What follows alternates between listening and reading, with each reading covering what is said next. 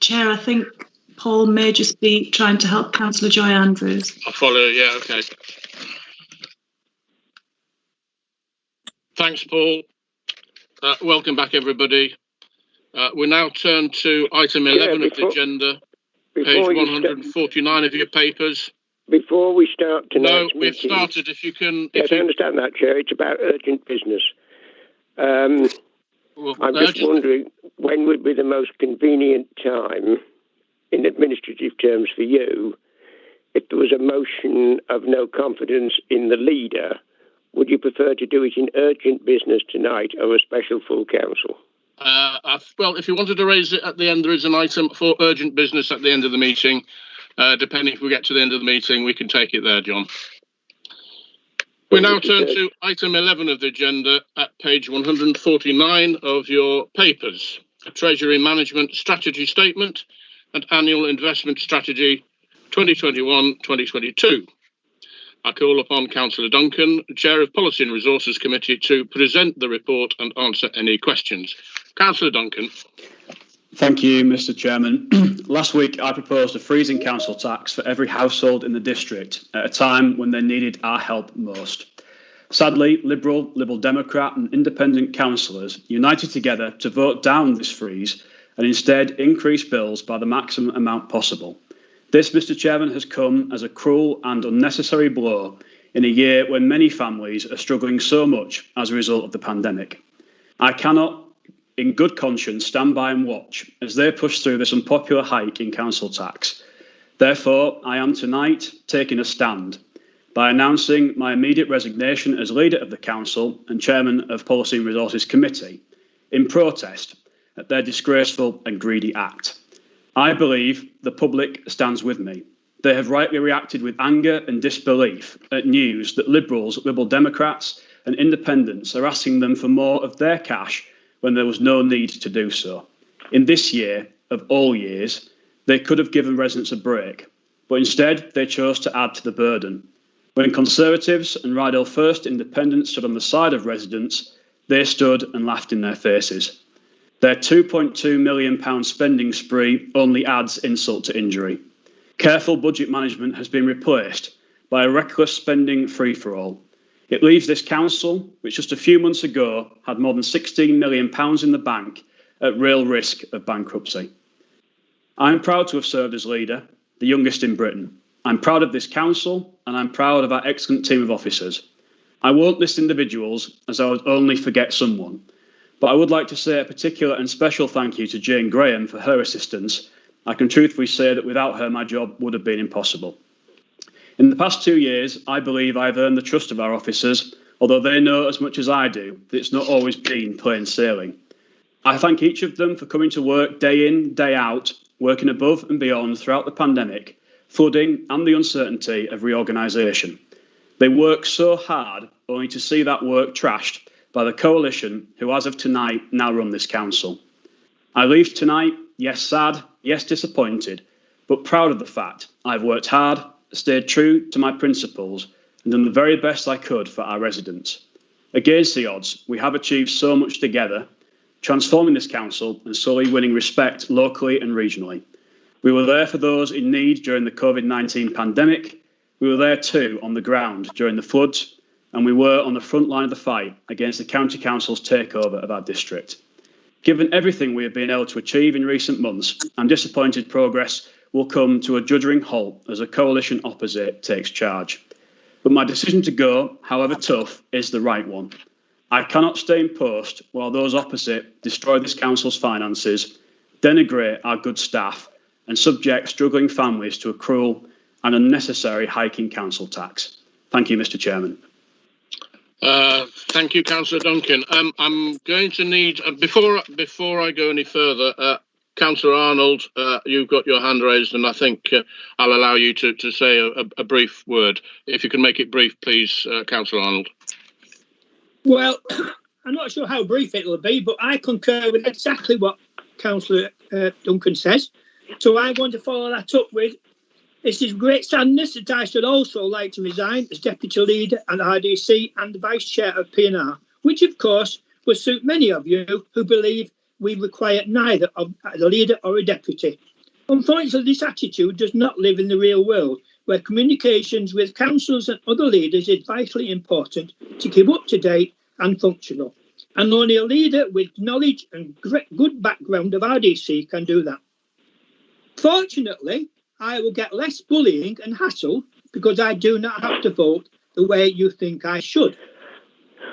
This council and some of its members' attitude is laughed at by most councils in North Yorkshire and beyond.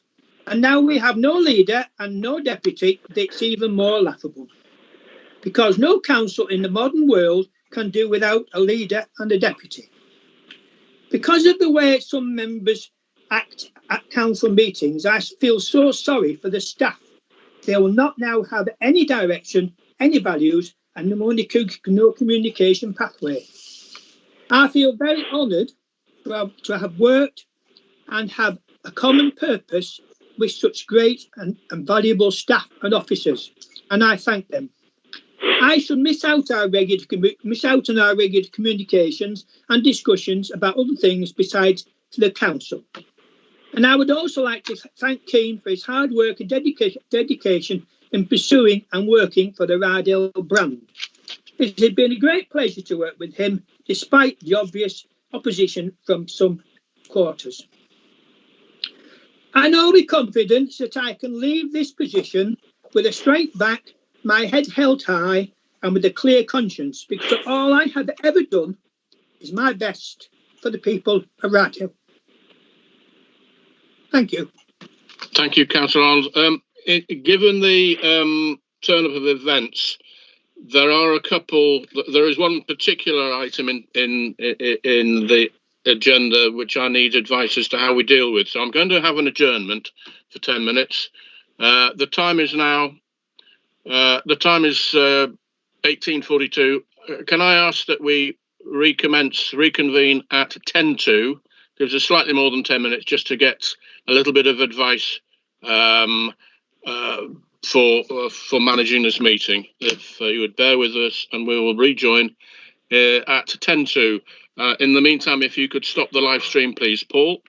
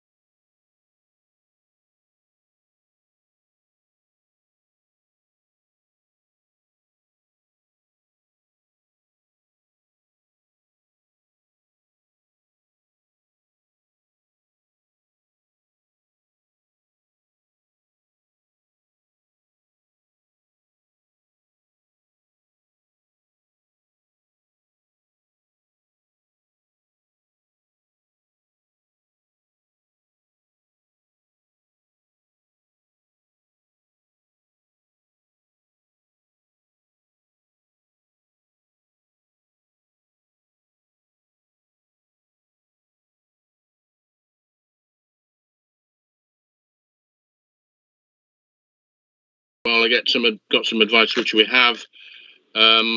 So we do need to continue with the business in the absence of, well, not in the absence, but without a leader or chairman and vice chairman of policy and resources.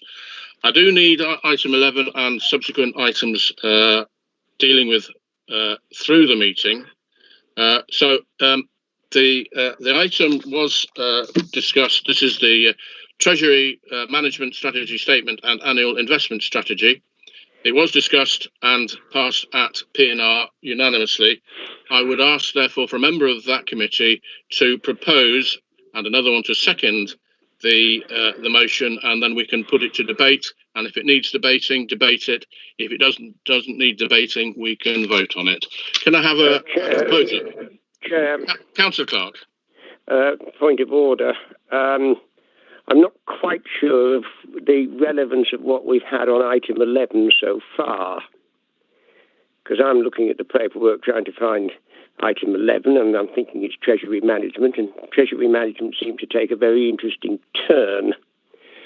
I think there were things said there that may need a response to, but I'd probably best, from my personal angle, not to respond in the heat of now, but to respond when I've listened to it word for word, and some of the somewhat questionable things that were said about people, because we didn't agree, need to be discussed at some point.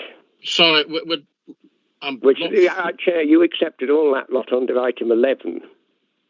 And as we're under item 11, I'm responding to it and saying... I follow you. Could you please give us some indication when it might be sensible to discuss it? And I'm suggesting possibly not even tonight, on the basis that I would rather not respond to a sudden outburst that I certainly haven't got recorded or shorthanded or anything else, and would not want to get anything wrong. I think there is one general statement to make, Chair, in response to it, and that is the decisions made last week were the will of your committee, with the decisions of council. Yes, indeed. Not whatever was said tonight in reference to certain individuals. Can I just, for my own clarity, you say outburst. These are the statements from the... well, I don't know what they were. They were under item 11, Chair. Well, there were items that Councillors Duncan and Arnold said. Is that what we're talking about? Yes, under fine, the beginning of item 11. As long as I know what you're talking about now, that's fine. Yes, if you wish to speak on those, once we've got item 11 proposed and seconded, then we go into debate. As you have said, they came up under item 11. If you feel that there's a personal right of response wanted, that's fine. I'm suggesting, Chair, it should be handled a little more soberly than that. When people have had time to have listened to what he said, been aware that it was going to be said, and responded to it, I would wonder if you could give an opportunity, possibly not even tonight, preferably not tonight, for people to be able to respond rather than saying it's come and gone. I don't think tonight is the time to respond to 4 resignations like that. Yeah. That has suddenly arrived us on the middle of item 11. I think it'd be far better for it to come up at some point when people can respond to it calmly and reasonably, rather than trying to remember bits that might or might not have been said. Thank you. I will bear that in mind, and I will certainly put it this way. I will certainly arrange some method of you responding. When it is and when it is, when and how, I don't know, but I will certainly try and arrange that. It may not just be me, Chair, but there were several people may wish to respond. I understand that, and with your leave, can we get on with the agenda items? I will certainly try and arrange for that, for those responses, you and whoever, Councillor Clark, to happen. We'll have to work out exactly how and when. Thank you, Chair. if we can move on, therefore, I do need a proposer and seconder for item 11. I'll propose it, Chair. Thank you. And a seconder, please. I'll second it. Is that Councillor Docker, is it? Needs to be a member of P&R, Chair. Yeah, I can't. I'll second that, Chairman. Yeah. Councillor Burr, thank you.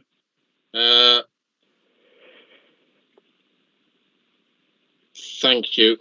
Councillor Clark, is there anything you wish to say as proposer, or do you want to go straight into debate? As it was, despite it being my favourite subject, Treasury Management, there was no debate at it in P&R. I think everybody was happy with it, and I hope it can go through on affirmation rather than any further debate. That's an excellent idea. It was passed unanimous at committee. Does anybody wish to speak against the motion? I will give you a couple of minutes just to get fingers and buttons in order if needs be, and then if nobody wishes to go against the decision, the recommendation, then we'll pass it by general affirmation. I don't see any hands up. I'll just give a little more time for people to work out where we're at if needs be. In which case, we will pass that item 11 by general affirmation. Officer, can you confirm that you've recorded that, please? Yes, Chair. Thank you very much. Turning now to page 189, the report on the appointment of an independent remuneration panel member.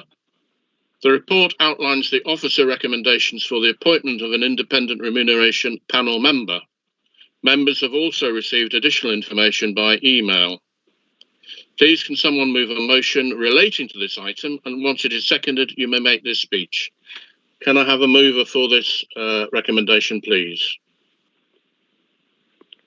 I'm happy to propose that we appoint the person that was recommended in the paperwork. Thank you, Councillor Clark. Do I have a seconder, please? I'm happy to second that, Chairman. Thank you, Councillor Burr. Does anybody wish to speak in favour, for or against the motion, or propose an amendment? Or it's not a controversial recommendation, I wouldn't have thought. If anybody wishes to speak against the recommendation, please let me know. Otherwise, we will pass this by general affirmation. I'll give you a couple of minutes just to consider that.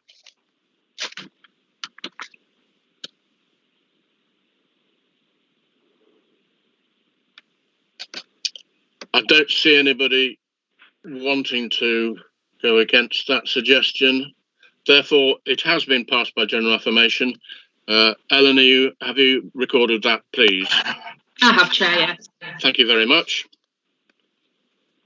Agenda item 13, to consider for approval the recommendations in respect to the following Part B committee items.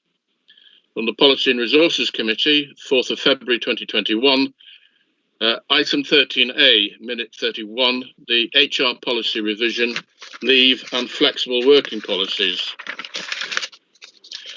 Can I propose it, Chair? Otherwise, just to keep things moving. Thank you very much, Councillor Clark. You have proposed it. And may I have a seconder, please, for this? I don't mind seconding that, Chairman. Thank you, Councillor Burr. Does anybody wish to speak for or against the recommendation? Yes, please, Chair. Councillor Clark. I think it's a very good policy. It's essential that we bring our HR policies up to date. And the questions that we had in P&R, I hope have been noted, like the need for more consultation before we get to councillors making the decisions. And with that proviso, in other words, good suggestions for management, good suggestions for human resources can come from anybody's life experience and ought to be fed in. And that's not a question around the policy. The policy is fine, but having the consultation and decision making, and I don't want to slow it down, we've had the discussion in P&R, but it does need to be a little bit more consultation next time round prior to the decision-making meeting. And with that proviso, it's not worthy of an amendment. HR people will have noted that, I hope. And on that basis, I'm quite happy with it. Thank you. Councillor Burr, you seconded the motion. Would you like to speak to it? No, thank you, Chairman. Thank you. It's been proposed and seconded. Does anybody wish to speak for or against? Again, if nobody wishes to speak against it, I think we can pass it by general affirmation. If you do wish to speak against it, let me know now, please. Can I risk suggesting we go for general affirmation again then, Chair? I think that would be a good idea. I've given people a chance. So it has been passed by general affirmation. Ellen, have you recorded that, please? Yes, Chair. Thank you. That is carried. Item 13B is the Milton Rooms Progress Report and Grant Request, which you will found on pages 223 to 242. Councillor Duncan isn't available to propose this, so I do need. Can I do the same again, please, Chair? Thank you. And do I have a seconder, please? Yeah, I'd like to second that. Thank you. It has been proposed and second. Councillor Clark, if you'd like to speak to it, please.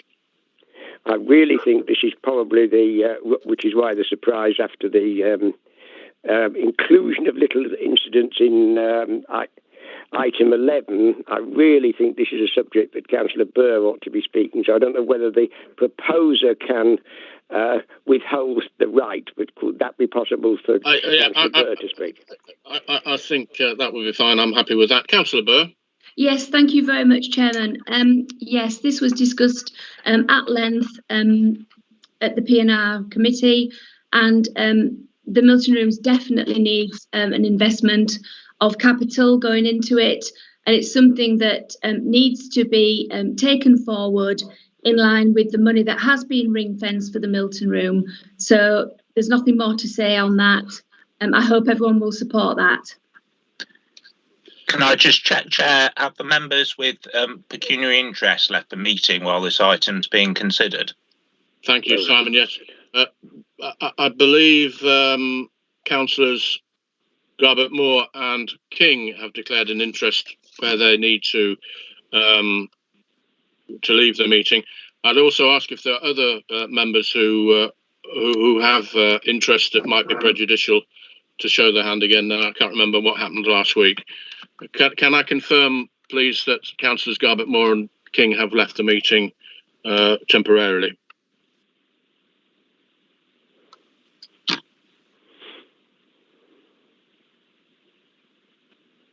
Ellen, can you confirm that?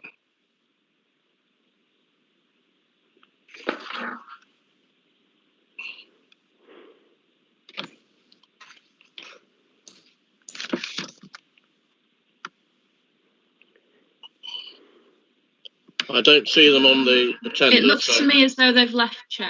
Thank you. Thank you. Right. Thank you, Simon. Now, where were we?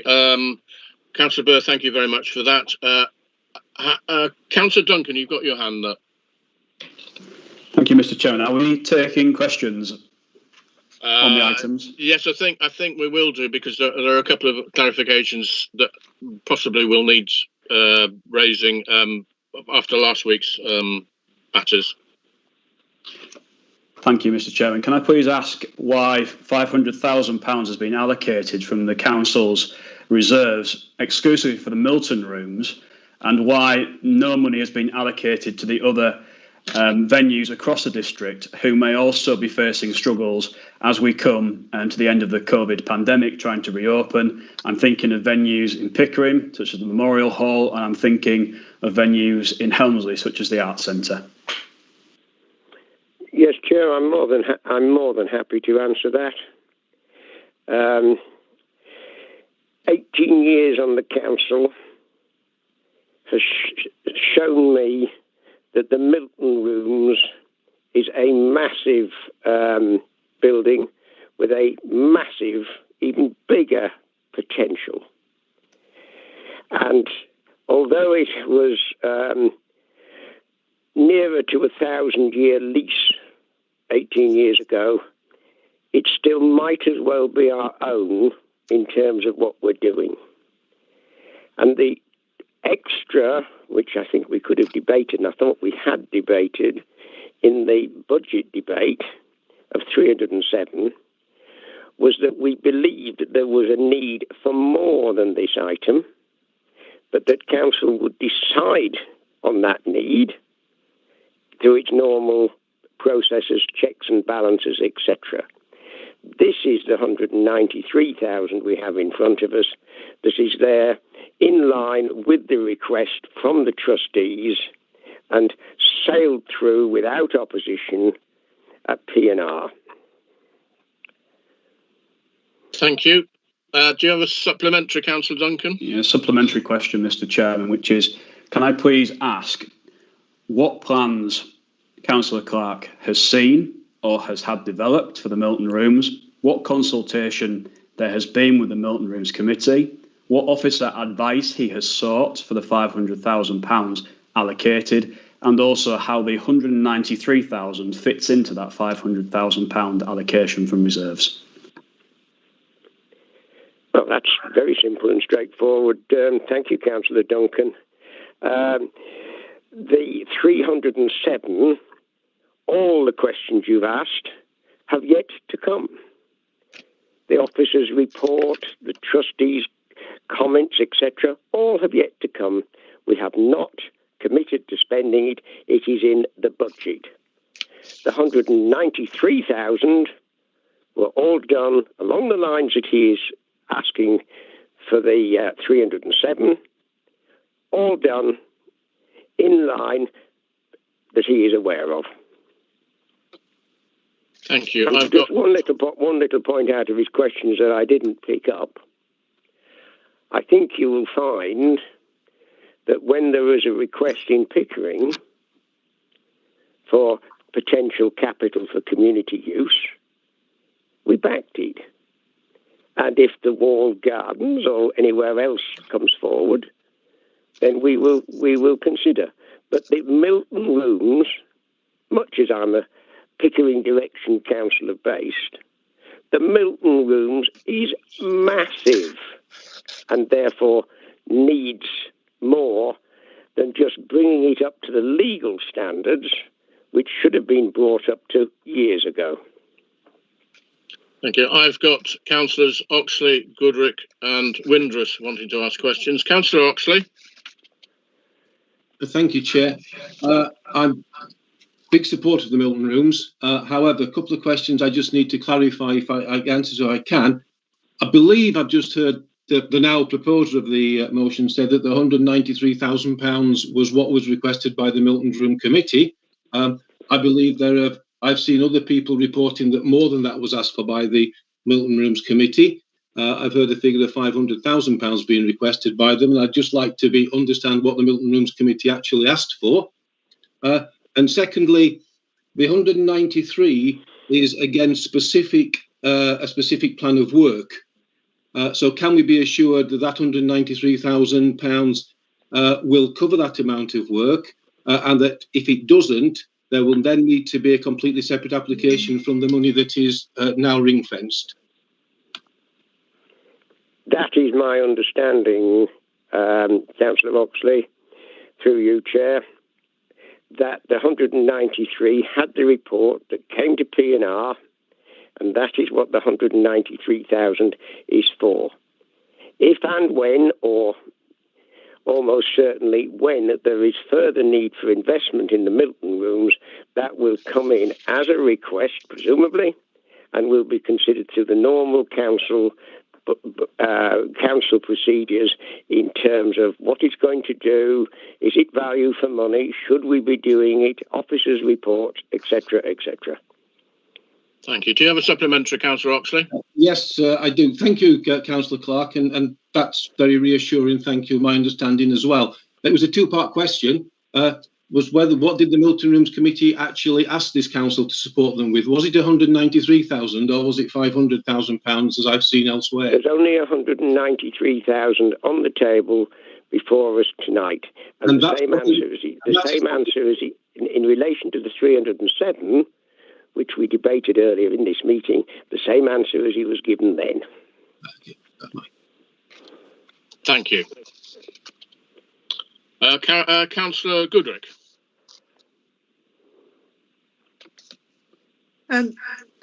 Thank you, Chairman. I just was looking for clarity, Chairman, because we passed a motion for £500,000 last week, and now we've got £193,000 this week. I just want clarification that this 193,000 is part of the 500,000 and not in addition to. And if it's not in addition to, when will it be released to the Milton Rooms Committee? Because they've come forward with a costed scheme, and I wouldn't want to see that delayed in any way so that the Milton Rooms lose any impetus. Thank you, Chairman. Thank you, Councillor Goodrick. My memory must be different from yours, and I apologise if I've got it wrong, but I don't recall that we passed 500,000 last week. P&R voted on 500,000 and it was defeated. 193,000 was agreed at P&R, and that is the 193,000 that is on the table tonight. The remaining money is in the budget, no more, no less. Do you have a supplementary? Thank you, Chairman. Yes, it's just the clarity that this is not in addition to the 500,000. Thank you, Chairman. Thank you. Did you need to come back at that, Councillor Clark? Well, I can just come back. The 500,000 in one lump was defeated and wasn't on the table earlier in this meeting. 307,000 was, and 193,000 is now. So on that basis, it can't be additional. It is part of the 500. Thank you. Councillor Windrus. Thank you, Chairman. I just wondered what will happen to the Milton Rooms if RDC is taken over by the unitary bid. Does it move to the new unitary council or does it go back to the Fitzwilliam estate? And is there anything in the contract stating what will happen? Thank you.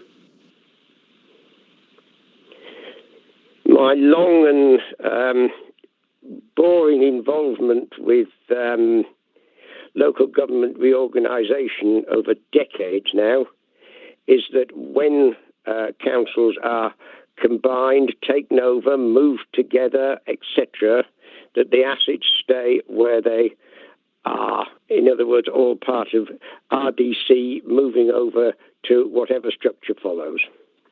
Thank you. Do you need a supplementary, Councillor Windrus? No, thank you, Chair.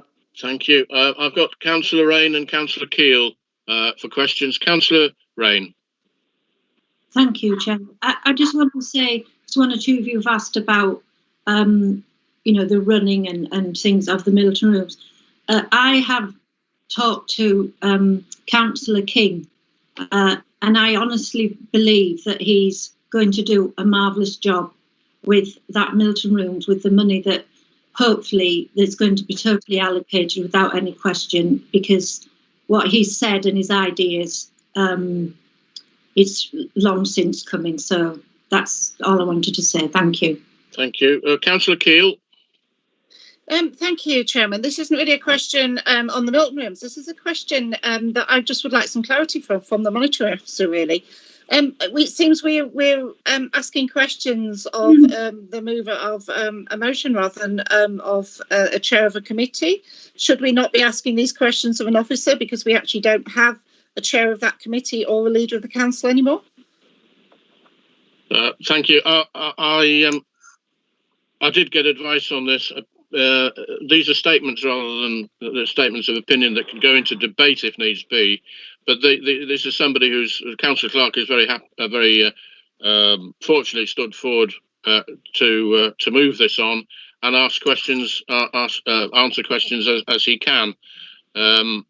if you wanted further advice, if Simon wanted to come in and give that advice, I'd be very happy to let him do so. Yes, I'd be please.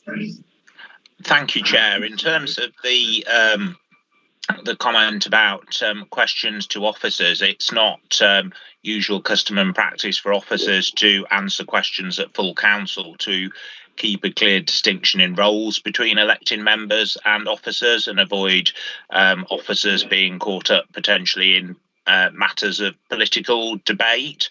The asking of questions of members who propose motions, that's at the chair's discretion, and also the discretion of the members putting forward the motions. There's no direct constitutional provision for that, although it has become custom and practice over the last few years, both on Part B matters where chairs of committees usually are the movers, and also on motions on notice where other members are the movers for questions to be raised at the start of the debate. Thank you, Chair. Thank you. Councillor Keel, are you content with that advice?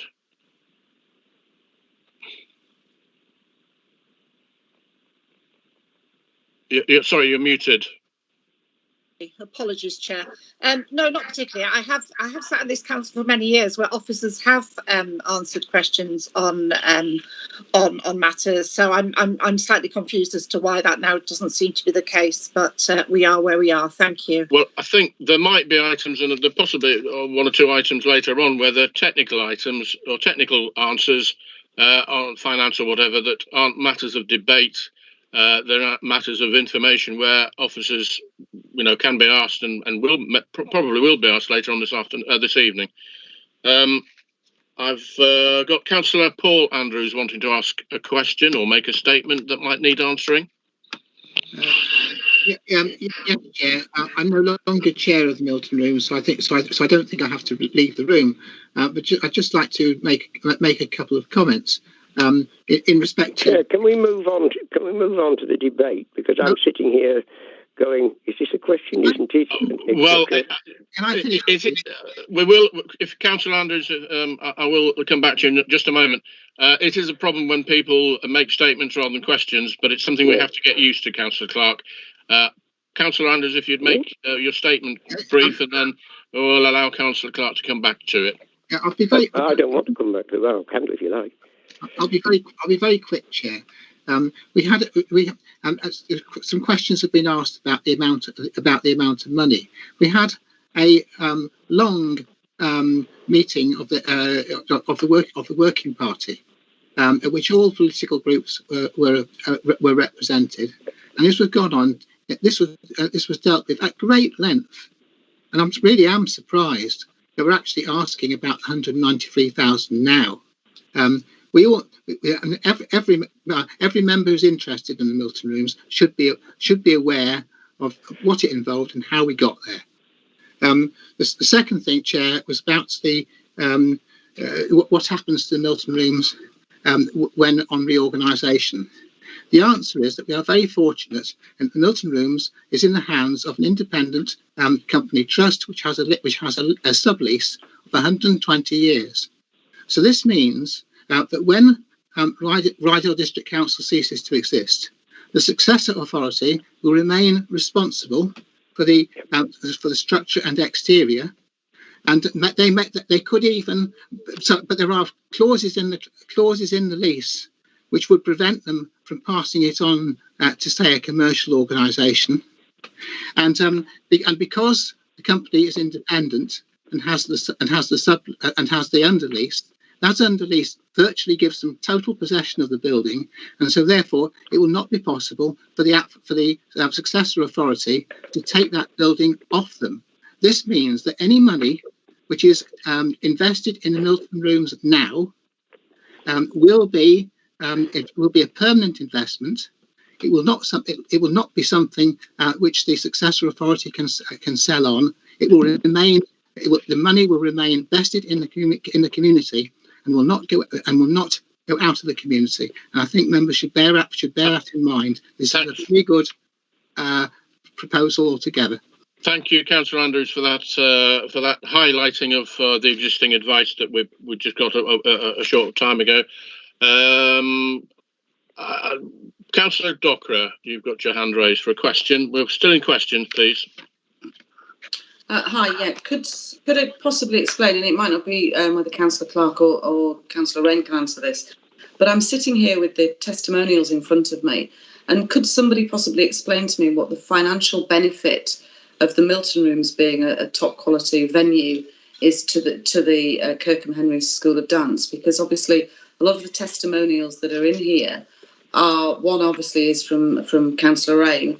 There's obviously other Rains in here, and I'm assuming that they are perhaps related, but I would like to know what the financial benefit is to the Kirkham Henry School of Dance, as if they obviously need the large stage, the lighting and everything for their business to progress. And I think, perhaps Councillor Dockerer, I think Councillor Rain has had the opportunity to declare an interest and has not done so. I think we should accept that. And Councillor Rain is present here, that she has already declared or not declared an interest, and we must accept that. So I think you can take your point, but I think we'd actually like to get back to the substance of the debate, please. But Councillor Rain, I will give you because your name has been mentioned, Councillor Rain, I will permit you to come back as a matter of personal reply, if you wish. You're muted. Sorry. As far as Kirkham Henry Performing Arts is concerned, we actually can't use the Milton Rooms for shows because the stage is actually way too small, and we have to go down to Norton College. And it just so happens the Milton Rooms Committee asked me to get in touch with ex-pupils so that they could promote the Milton Rooms. It's done in the enjoyment those people, young people at the time, obviously got out of it. They just happened to have turned professional, and those people just helped the Milton Rooms out by simply sending in their thoughts on the Milton Rooms. I was just helping the committee out to promote it, and that's how it goes. As far as lighting or anything like that, when we do a big show, we go to the Grand Opera House at York or Norton College. Thank you. Thank you. Councillor Arnold. Thank you, Chair. Over the years I've been on this council, which is a few, we have many committees of the Milton Rooms come backwards and forwards. They've been wonderful, they're going to do amazing things, and then they fall apart and they all fall out. Then we get another one, and we give them more money, and the same thing happens. What guarantee have we got that this committee will continue to serve the Milton Rooms with all this money we're going to give them? Can I... Councillor Clark. Yes, thank you. It is a pity if Councillor Arnold had this question, he didn't ask it when it went to P&R. When I think he may recall that the support for this 193,000 to bring the toilets up to the right standard, disability access, etc. Now, I suspect that one or both of those are legal requirements. They are both essential, and it went through P&R unanimously. So I can't understand what guarantees he is hoping to do other than that the loos work and that the disability access works. And if it doesn't, then I would hope questions will be asked. Did you want a supplementary, Councillor Arnold? No, thank you, Chair. Good. I think I'm going to wind up the questions because I think we need to, or questions or statements, however we describe them, and get into debate if we need to debate. So, Councillor Clark, if you wanted to open your the debate with your opening speech, please. I think you've already done that, but if you wanted to say anything briefly. I handed over the opening debate to Councillor Burr, and I'll reserve my right for later in the debate. Councillor Burr, if you wish to add anything, I think you've already sort of given your opening speech, but if you want to say anything brief more, that would be fine. No, I'm fine with what I've said. Thank you, Chairman. Thank you very much. You've reserved your right, Councillor Clark. Did you want to come back now, or I'll open it up to the debate? No, I'll let anybody else come back first. That's fine. Does anybody else wish to speak for or against? Councillor Joy Andrews. Thank you, Chair. Can everyone hear me? Yeah. Can hear. Yeah, Councillor Duncan mentioned in his questions about the why we weren't investing in other arts venues such as the Memorial Hall, which I happen to be involved with. I can't speak for the Helms of the Arts Centre, but we did actually receive a big sum of money from Ryedale District Council as well as other donors for the refurbishment of the Memorial Hall. And because of that subsequent investment, which one of Pickering's councillors actually said it would be a white elephant, it isn't. It stands on its own. We don't apply for grants. We run it through total renting out of the rooms, etc. And it is a very valued asset to Pickering. So therefore, investment is a key thing to making something worthwhile, worth wanting to use, going to, etc. And once this investment has happened, this initial 193,000, it will open it up to more people to use, and then subsequently, hopefully, this money isn't being allocated; it's just been ring-fenced. We haven't said, there you go, there's 307,000. Go and spend it on what you like. And I think there's where the confusion is sometimes. They will have to come back with us, and say what they're going to spend it on and have a full officer's report, etc. So we will be safeguarding the taxpayers' money and not just throwing it to the Milton Rooms Committee. The other thing, as well as Councillor Burr brought up in PNR, if it's not, time and time again, they have come to us asking for money, and we've said it's not in the budget. It's now in the budget. We have that money available to say, yes, we like the plans that you've brought to us. Here's the money to go and do that. And after COVID, people will be more involved with the community, wanting to unite in whatever forms they want to do, whether it be the arts or just social gathering, the food market. If it's raining, they can go in there. All things like that are very important at getting businesses back on their feet and communities back together. So therefore, I think it's a really good thing that we passed this 193 to get them legal as far as disabled access goes, and the toilets worth visiting, and then hopefully the Milton Rooms will have a really good future. Thank you. Councillor Duncan.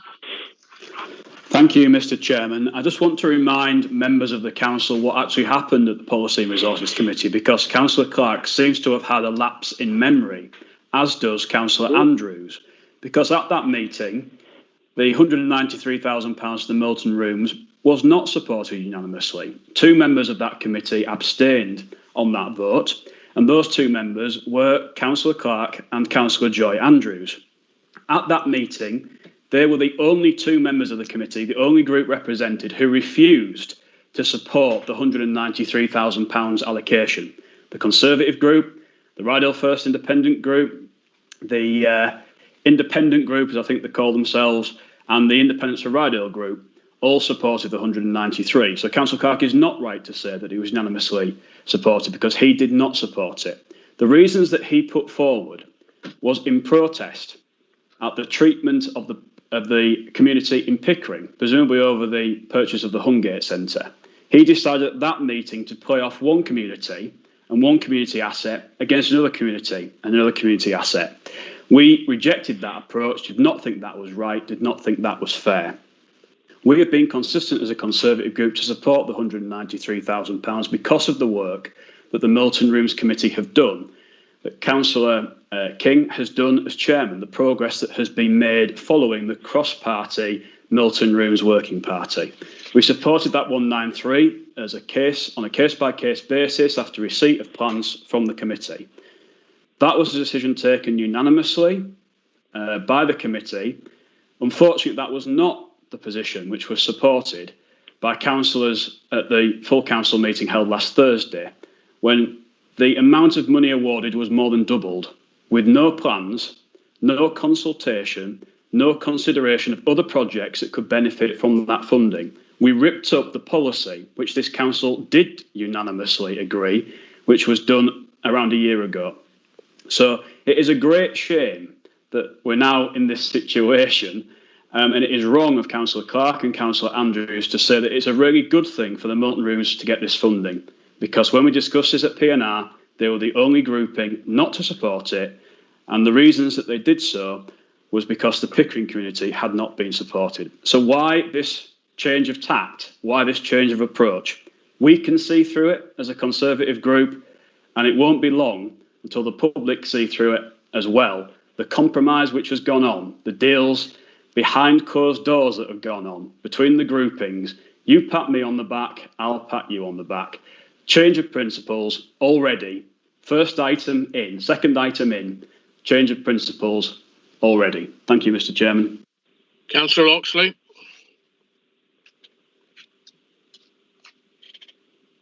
Sorry, Chairman. I'm not having problems with my mute. I'm having problems with the thickness of my fingers to get the mouse to move. As a recent newcomer to Malton, I'm delighted to see some efforts can be put into the Milton Rooms. Councillor King and I have had many conversations since he took it over about things to do, and I'm very encouraged by what's going to happen. So I'm in support of this. However, I remain unanswered in terms of we want to support the Milton Rooms Committee, and I need to understand whether they asked for 193,000, as I believe they did, and that's why the 193,000 came forward, or whether they actually wanted more, up to the 500,000, which I've seen reported in the press. It may be the press that misunderstand. So I'm in favour of this, but I remain a little bit confused about just what the Milton Rooms Committee actually wanted. Maybe we can't get an answer tonight. Thank you. Councillor Paul Andrews. Chair, I just don't understand why this debate has gone on for so long. The only issue at this debate is the 193,000. Why are we having all this discussion? Everybody seems to be in favour of it. Everybody seems to have agreed it at one stage or another. Could we please just get on with the vote? Councillor Andrews, people wish to speak. You've just wished to speak. As chairman, I made a promise nearly 3 years ago that I would enable people to have a fair crack of the whip when it comes to debate. Councillor Keel. Yeah, thank you, Chairman. I share Councillor Andrews' frustration, really, that we are having a lengthy discussion on this. I do understand people won't have their views, but I thought this was agreed, really, before this evening's meeting in lots of ways. Councillor Duncan, last week's meeting did not agree to add another 300 and something thousand to what is being offered to the Milton Rooms. It was made quite clear that that money was to be allocated and put on one side until the Milton Rooms came back with further business plans, having shown that they've spent this 193,000 well on work that is so well overdue. It's been years in waiting for particularly the toilets and disabled access to be sorted out.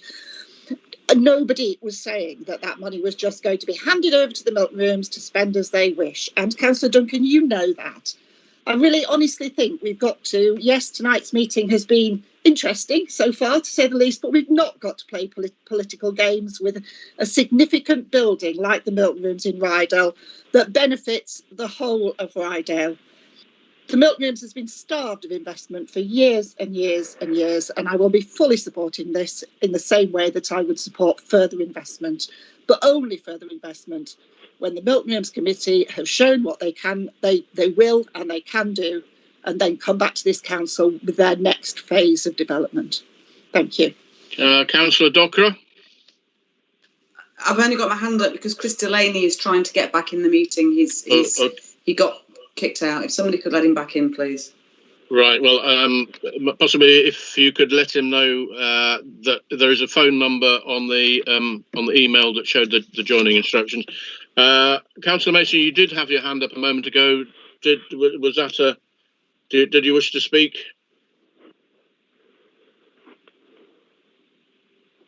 Councillor Mason.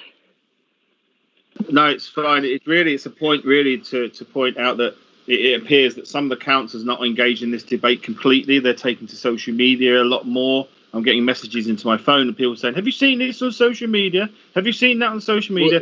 I think the ex-leader of the council should stay off social media to the end of the meeting and then start talking about it. I think if you have just said that you're on social media and you're having to attend to it, possibly it would be good advice for everybody to get off social media if it affects their ability to attend to council business.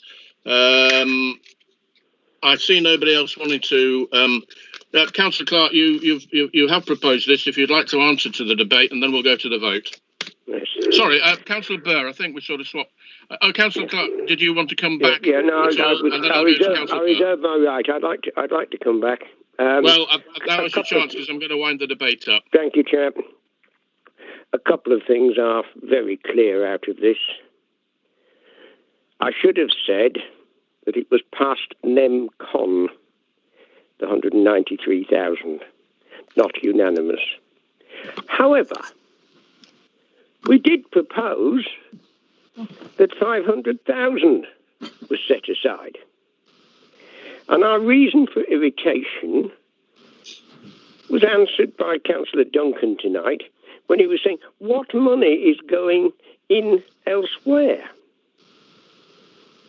And we were saying, then we thought that money should go into Pickering, a smaller amount, but he voted against it.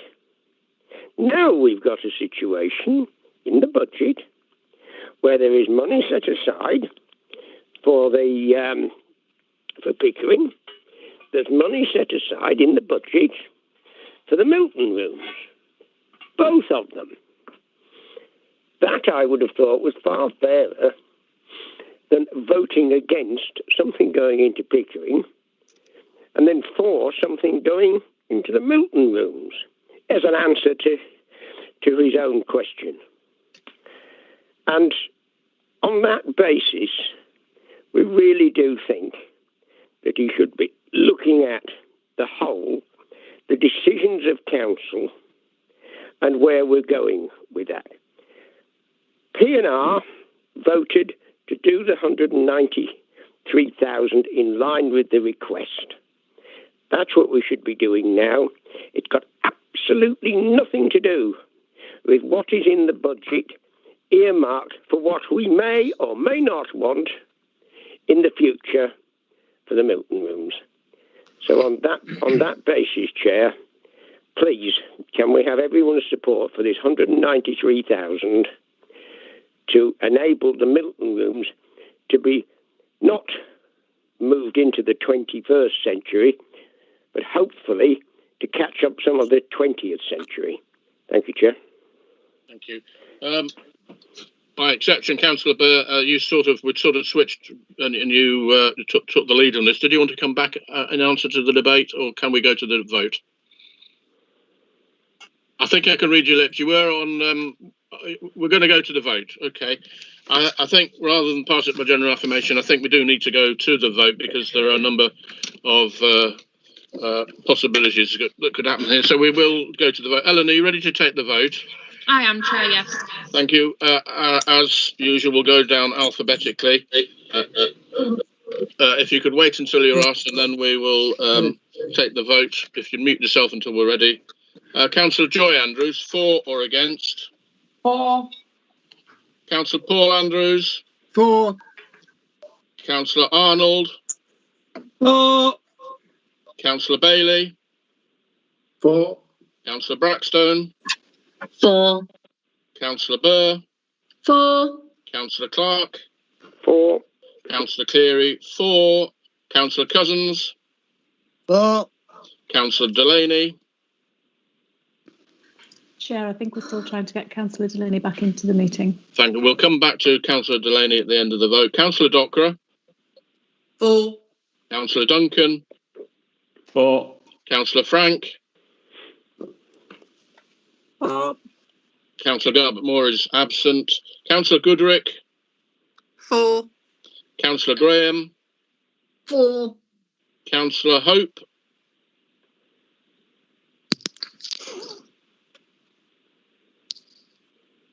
Councillor Hope.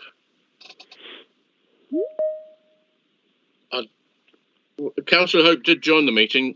We'll come back to Councillor Hope at the end of the vote. Councillor Keel. For. Councillor King is absent. Councillor Mackenzie.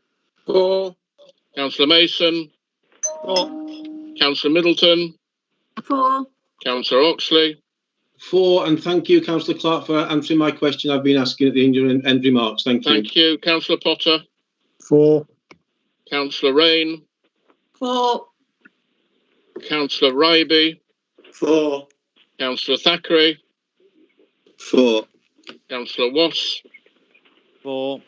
Councillor Windress. Abstain. Thank you. Councillor Delaney, are we back in with Councillor Delaney? Yes, Mr. Chairman, I'm here. I vote for. Thank you. Thank you. Councillor Hope, are you there? For. Thank Yes, you. I'm here, Thank you very much. I've got that. Thank you. It is carried, but we'll wait for the full figures for the record.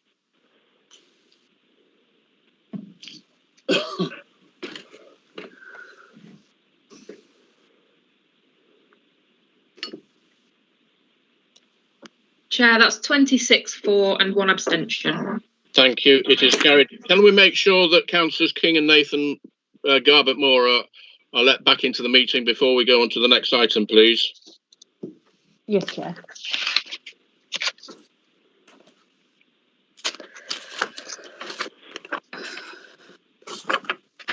In anticipation of item 13C, Councillor Burr, I think you said you wanted to leave the meeting for this item. Is that correct? Yes, I'll be leaving the meeting. If someone could give me a ring, please, when I'm allowed to come back on. We'll do that. Thank you. Ellen, or whoever, if you can confirm when Councillors Garbett-Moore and King are back in the meeting, please. Chair, Councillor Garbett-Moore has come back into the meeting. Thank you.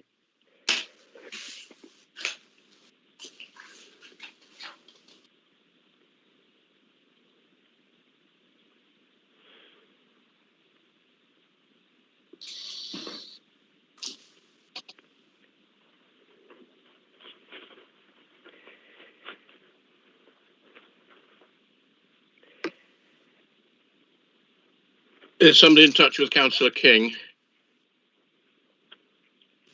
Chair, we have emailed him. I'll try ringing him now. Thank you. If you have contacted him, that's fine. I think we'll go on with the meeting, please. Item 13C, minute 33, the car parking strategy, which is on pages 243 to 256. Thank you, Councillor Clark. And a seconder, please. I need a seconder. Councillor Dockerer, if you just let me take a record of that, please.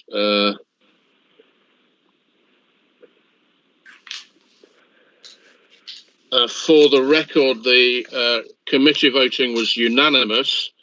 Does anybody wish to speak against the car parking strategy? It has been proposed and seconded. If nobody wishes to speak against, we will accept it by general affirmation. I'll give you another moment just to consider that and get up to speed if needs be. Councillor Ryby, you're wishing to speak. Yes, thank you, Chairman. Could you give me advice, please? My local town council at Kirby Moorside were asking me to put forward a proposal about town farm car park in Kirby.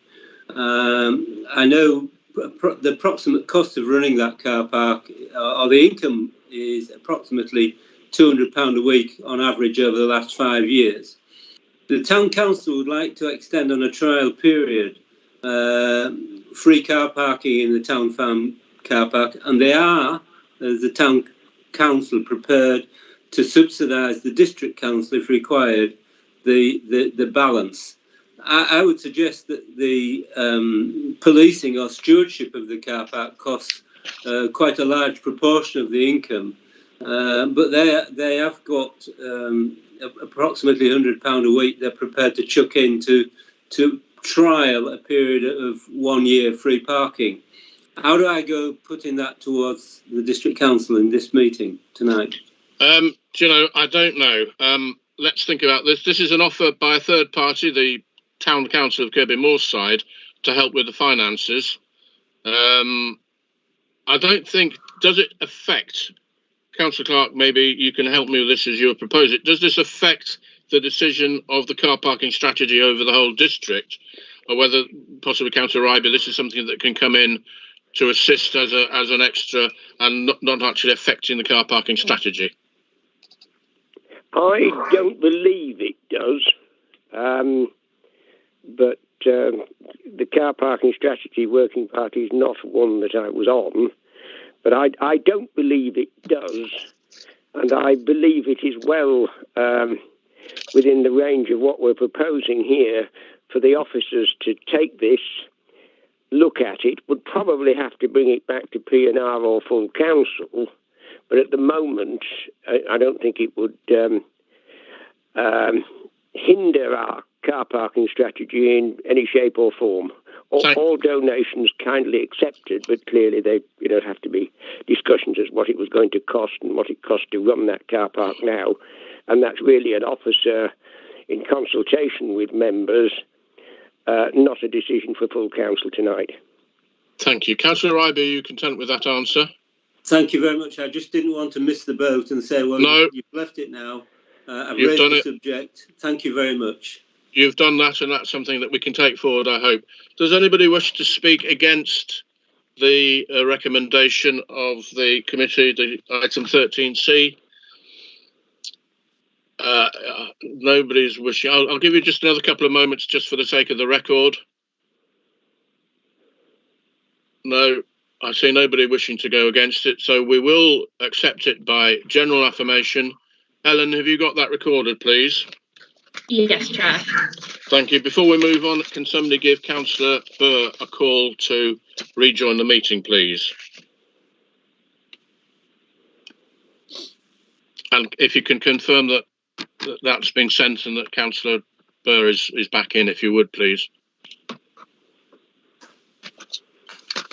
An officer is ringing Councillor Burr now, Chair. We'll let you know when she's back in the meeting. Thank you very much.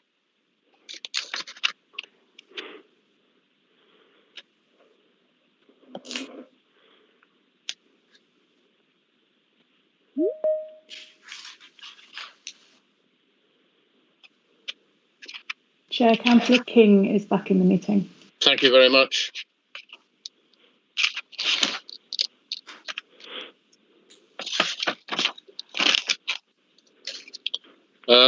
Just while Councillor Burr rejoins, I'll introduce the next item, which is item 13D, minute 34, the revenue and capital budget monitoring, third quarter 2020-21, which is on pages 257 onwards. Again, this is normally one that Councillor Duncan would introduce and propose. Can I have a proposer, please?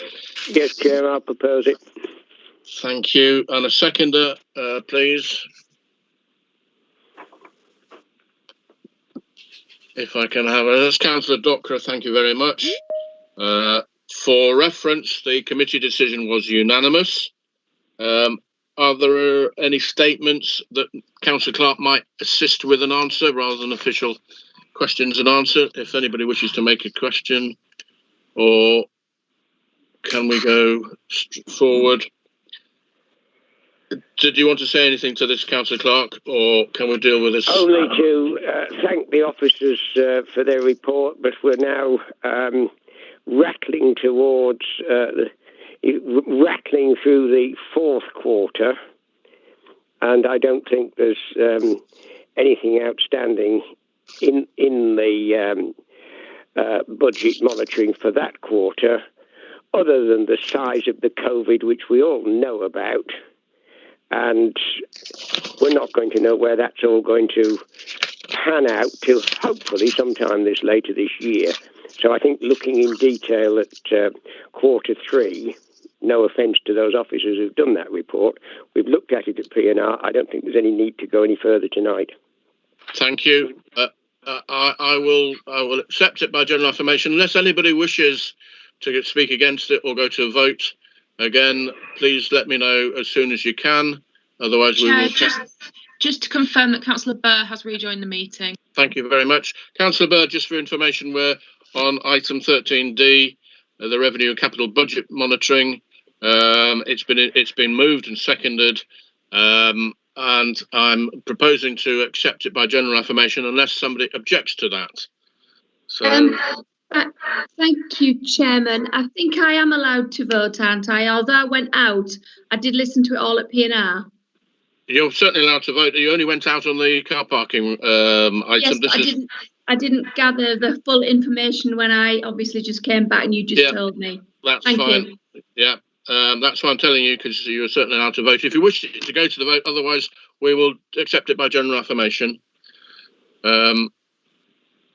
Nobody's wanting to vote or go against it, so we will accept it by general affirmation. Ellen, have you got that recorded, please?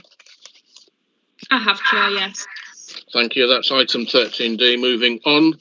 Item 14 of the notices on motion. We have 4 motions to consider. The first one, item 14A, Councillor Keel is proposed and seconded by Councillor Mason. The motions are at the face of the agenda papers, I believe. Councillor Keel. Thank you, Chairman. My understanding is that this motion will stand referred straight to P&R, and I am happy with that. Thank you. We will do that. It is referred for the record. We will go on to, there is, I believe, information coming tomorrow for councillors. I've been informed during the meeting that there is information coming, but it will be referred and then it will return as soon as possible, I hope. We just need to confirm, Chair, before it's referred, that the motion is seconded as indicated on the agenda by Councillor Mason, please. Councillor Mason, thank you. It is confirmed and seconded, so it is referred. Thank you. The next item, item 14B, is a motion to suspend standing orders. This is proposed by Councillor Andrews and seconded by Councillor Burr. Councillor Paul Andrews, please move the motion. Yes, Chair. Suspend standing orders for item C and item D.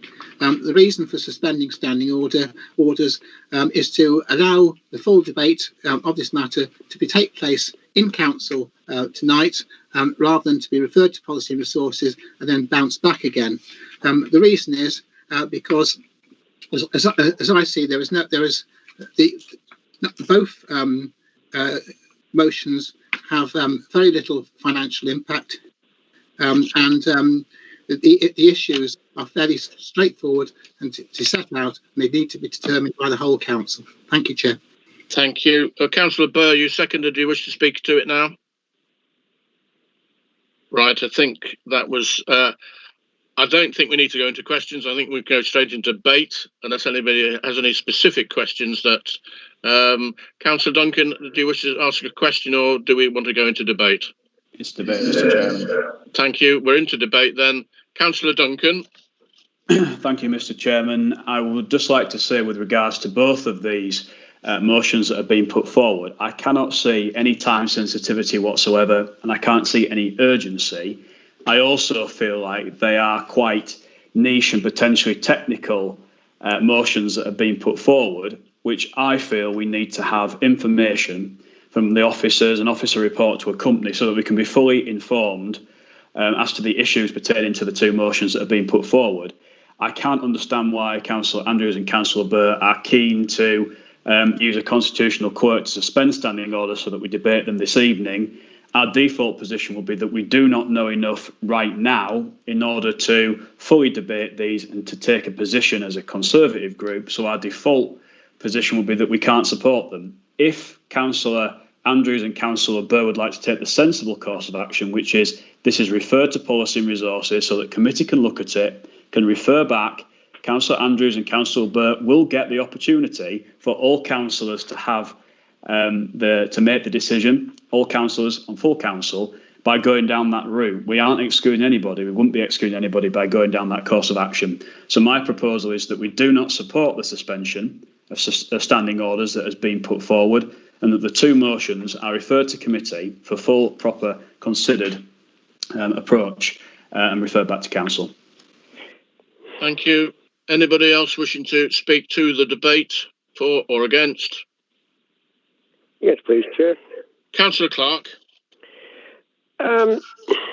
This is more like it should be. I find myself in disagreement with Councillor Duncan. These two issues, I suspect most of us have got district and parish and town elections that take place in our wards. And what happens is that the local council, parish or town, loses somebody because they move out or go to another place or decide they haven't got the time to do it, etc. So the council is then left with, are they democratic and have a by-election? Or do they co-opt somebody? Now, the normal reaction on district and county councils and parliamentary level is to have a by-election. But the problem for towns and parishes is that they, by definition, have got to decide then, do they go for paying for themselves or not? Now, the reason that this is put now is it is not a complex issue. It is very straightforward and simple. Do we believe in democracy? And if we do believe in democracy, we should be getting on with it, not let it spend months kicking around the system when I've summed up the case for doing it, if you like, in 2 or 3 sentences. And I'm sure somebody can sum up the case for not doing it in 2 or 3 sentences. It is not, for either of these two motions, a complex issue. It's a decision as to whether we want democracy in parishes and towns, and the other one is whether or not we want a voice, not even a voting voice, so it's only pushing to get democracy, but proper consultation within the council. So on that basis, I think we should be discussing and debating both of them tonight. And therefore, I would be supporting the move of suspending standing orders so as to debate it tonight rather than waste an awful amount of officer time and committee time down the track. And I would suspect that 9 out of 10 councillors, of whichever side they're on, will end up in the same position as they would be if they were doing it tonight. So let's get on with it. Anybody else wish to speak to the debate? In which case, I'll go back. Councillor Burr, you seconded. Do you wish to have your say now? Yes, I do. Thank you very much, Chairman. I do feel that this is something that could be actually discussed tonight, voted upon tonight, and probably moved through if possible. I do think it's all about democracy. I think we were all elected and we have our positions as elected members. And I do think that we need to discuss these two motions. Thank you. Thank you, Councillor Paul Andrews, if you'd like to respond to the debate. I think it's all been said, Chair. Thank you. We will therefore go straight to the vote. Ellen, are you ready to take the vote? This is on item 14B, suspending standing orders. Yes, Chair. Thank you. Again, we'll go alphabetically, for or against. Councillor Joy Andrews. For. Councillor Paul Andrews. For. Councillor Arnold. Against. Councillor Bailey. I'm against standing order suspension. Thank you. Councillor Brackstone. For. Councillor Burr. For. Councillor Clark. For. Councillor Cleary. Against. Councillor Cousins. For. Councillor Delaney. Against. Councillor Docra. Against. Councillor Duncan. Against. Councillor Frank. For. Councillor Garbutt Moore. Against. Councillor Goodrick. Against. Councillor Graham. Against. Councillor Hope.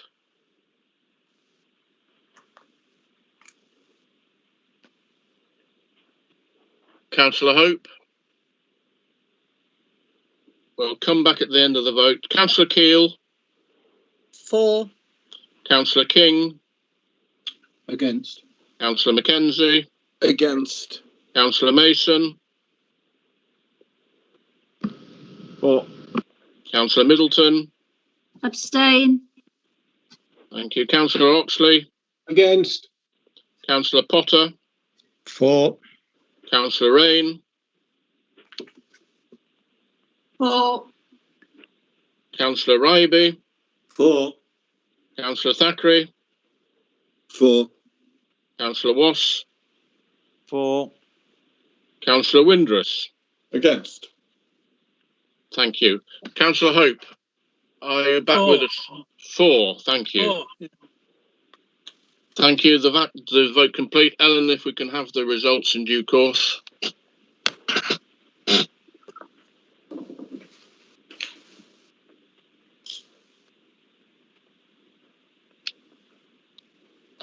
Chair, that's 15 votes for, 13 against and 1 abstention. Thank you. So it is carried. We will therefore go on. Before we go on to item 14C, I think it's as well that it's parish and town council business. It's as well if members who are parish and or town council members could declare that interest for the record. I know that we have several. Can we have those now, please? Chair, yes, Chair. Individual council. Chair, just a question. Do we talk about just the individual council involved with the election? Because my parish council is not having an election this year. No, well, I think if it's a potential interest if you're a parish council, and we're talking about all parish councils if they have elections. Yeah. So, an interest then. Thank you. In fact, I'm going to go through with all the people who've got hands raised, and then we can take the record. We've got Councillor Mackenzie, Councillor Keel, Councillor King, Councillor Windrus, Councillor Delaney, Councillor Arnold, Councillor Goodrick, and Councillor Mason, Councillor Burr. And me, Chair. And is that Councillor Paul Andrews? Correct. I think I did. Did I say that? I don't know. And that is all recorded. Thank you very much. We'll move on. Item 14C, a motion to waive parish council by-election costs proposed by Councillor Andrews, seconded Councillor Burr. Councillor Andrews, please move your motion. Yes, yes, Chair. And I'll take it as second. And I'll take that as second. It has been moved and seconded. Are there any questions, or shall we go straight into debate? We'll go into debate. Councillor Andrews, if you'd like to make your move of speech, please. Yes, Chair. The purpose of this motion is to strengthen democratic accountability of parish and town councils. At the moment, this council organises and pays for all parish and town council elections which take place at the same time as district elections. However, the district council charges parish and town councils for doing by-elections. And it's by-elections that we're talking about, basically. When there is a vacancy for a parish or town councillor, as John Clark says, this has to be advertised and 10 registered electors can insist on a by-election. This is something which the parish or town council has absolutely no control over. So if 10 registered electors do not ask for a by-election, the vacancy can be filled by co-option. Now, co-option is not a satisfactory form of appointing a member, because co-option is open to abuse, as small groups of councillors can get together and get their own man in. Now, the cost charged by the district council for running a by-election is huge. Moulton Town Council were told a few months ago that Ryedale would charge £14,000. When it became clear that the by-election would take place on the same day as another county election, that's for the police commissioner, the charge to be levied was still £5,000. Now, this kind of price is something which most parish councils cannot possibly afford. particularly as many run on budgets of less than £1,000 per annum. It's unfair, as the parish or town council itself has absolutely no control over the decision to call the by-election. So this motion calls on Ryedale District Council to run parish and town council by-elections and to bear the cost of them. Now, Chair, the cost of this council will be minimal, although the cost to the parish council would be enormous. By-elections at parish level are very rare. It's usually quite difficult to find people who want to be town or parish councillors. And most town and parish councils, most town and parish councillors take office without any election when we have the district elections. At the last district and parish council elections, only 11 out of 91 parish councils were contested. Now, I appreciate that members may feel that the parishes should pay for something. And this is why the motion requires parishes to fund the hire of the polling stations and nothing else. That is my motion here. Thank you. Councillor Burr, you seconded, you wish to speak to it now? Yes, I will. Thank you, Chairman. Thank you. The reason why that I feel that this is quite important is that all members of Ryedale District Council were elected unless there was no contest on a certain seat.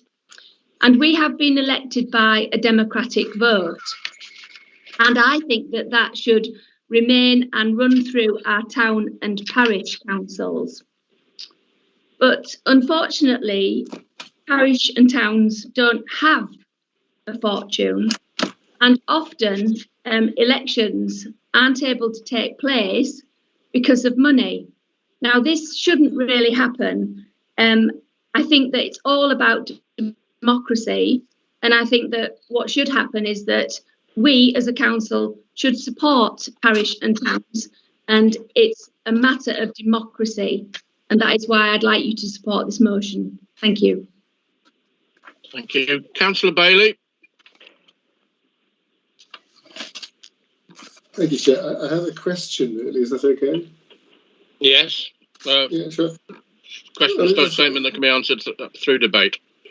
Okay. It's just that in presenting the motion, Councillor Andrews said that the difference in cost, that it would be a minimal cost to RDC, but a massive cost to parishes.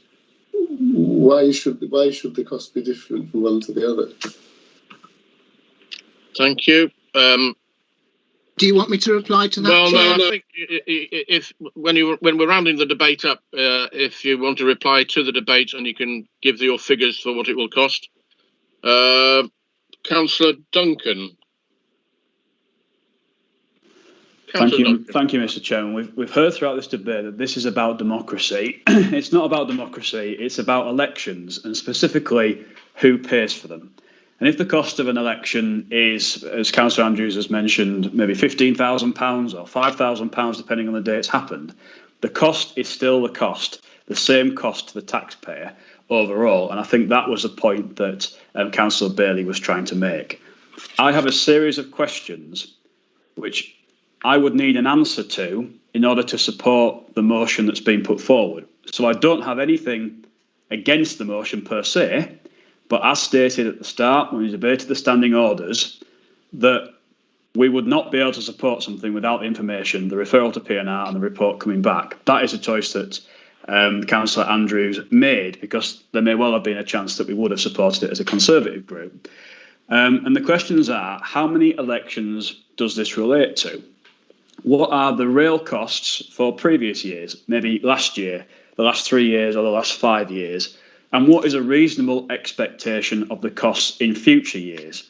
We have not been provided with any estimate whatsoever of these costs. We may be committing ourselves to a very small amount of money. We may actually be committing ourselves to quite a significant amount of money. And we need to understand the figures and the financial implications. I would also personally like to know, what do other councils do? Is there variation across the country, variation across the rest of North Yorkshire? What approaches do other authorities take? That for me would be some of the key questions I would want to see answered. And I could have had those questions answered if we'd have taken, I think, the sensible approach, which was not to have suspended standing orders and for this to have been referred to Policy and Resources Committee, so that members who are on there or members who aren't could have fed the questions in, so we could have got those answers. So in the absence of that information, I am not confident and comfortable with being able to support this. And that's not because I might disagree with the contents of what's been put forward. It's a disagreement on the basis that I don't know enough about it, and that is as a direct result of Councillor Andrews and Councillor Burr's proposal to debate this evening. Councillor Oxley. Yeah, thanks, Chair. I fully understand how difficult this is for parish and town councils, having been on a town council for many years and having faced a by-election that was paid for. However, we said earlier that we were ring-fencing money for organisations and bodies subject to knowing the facts, knowing the figures, having a plan, knowing what it was going on. And I find myself agreeing with Councillor Duncan here. We don't know what this is going to cost. Whoever pays for it, the district council pays for it, it's taxpayers' money. And we're signing a blank cheque here that whatever this cost is, Ryedale District Council will bear it. We ought to know in advance what it is. So I think we're taking the wrong approach here. And I find myself agreeing with Councillor Duncan. Thank you. Any more for any more? Please don't let me miss you. Councillor Clark, I can't see you. I taped to miss you out. Councillor Clark. I was just about to ask you when convenient, if possible. It is convenient. It is convenient. Well, there we are. Councillor Oxley finding himself in agreement with Councillor Duncan. Probably not the biggest surprise. We don't cost what by-elections for Ryedale District Council will cost Ryedale District Council. We realise that we need to fill the post that has become vacant. And exactly the same logic applies to parish and town councillors. And we get away with it, in inverted commas, very cheaply every 4 years, because of the numbers given by Councillor Andrews.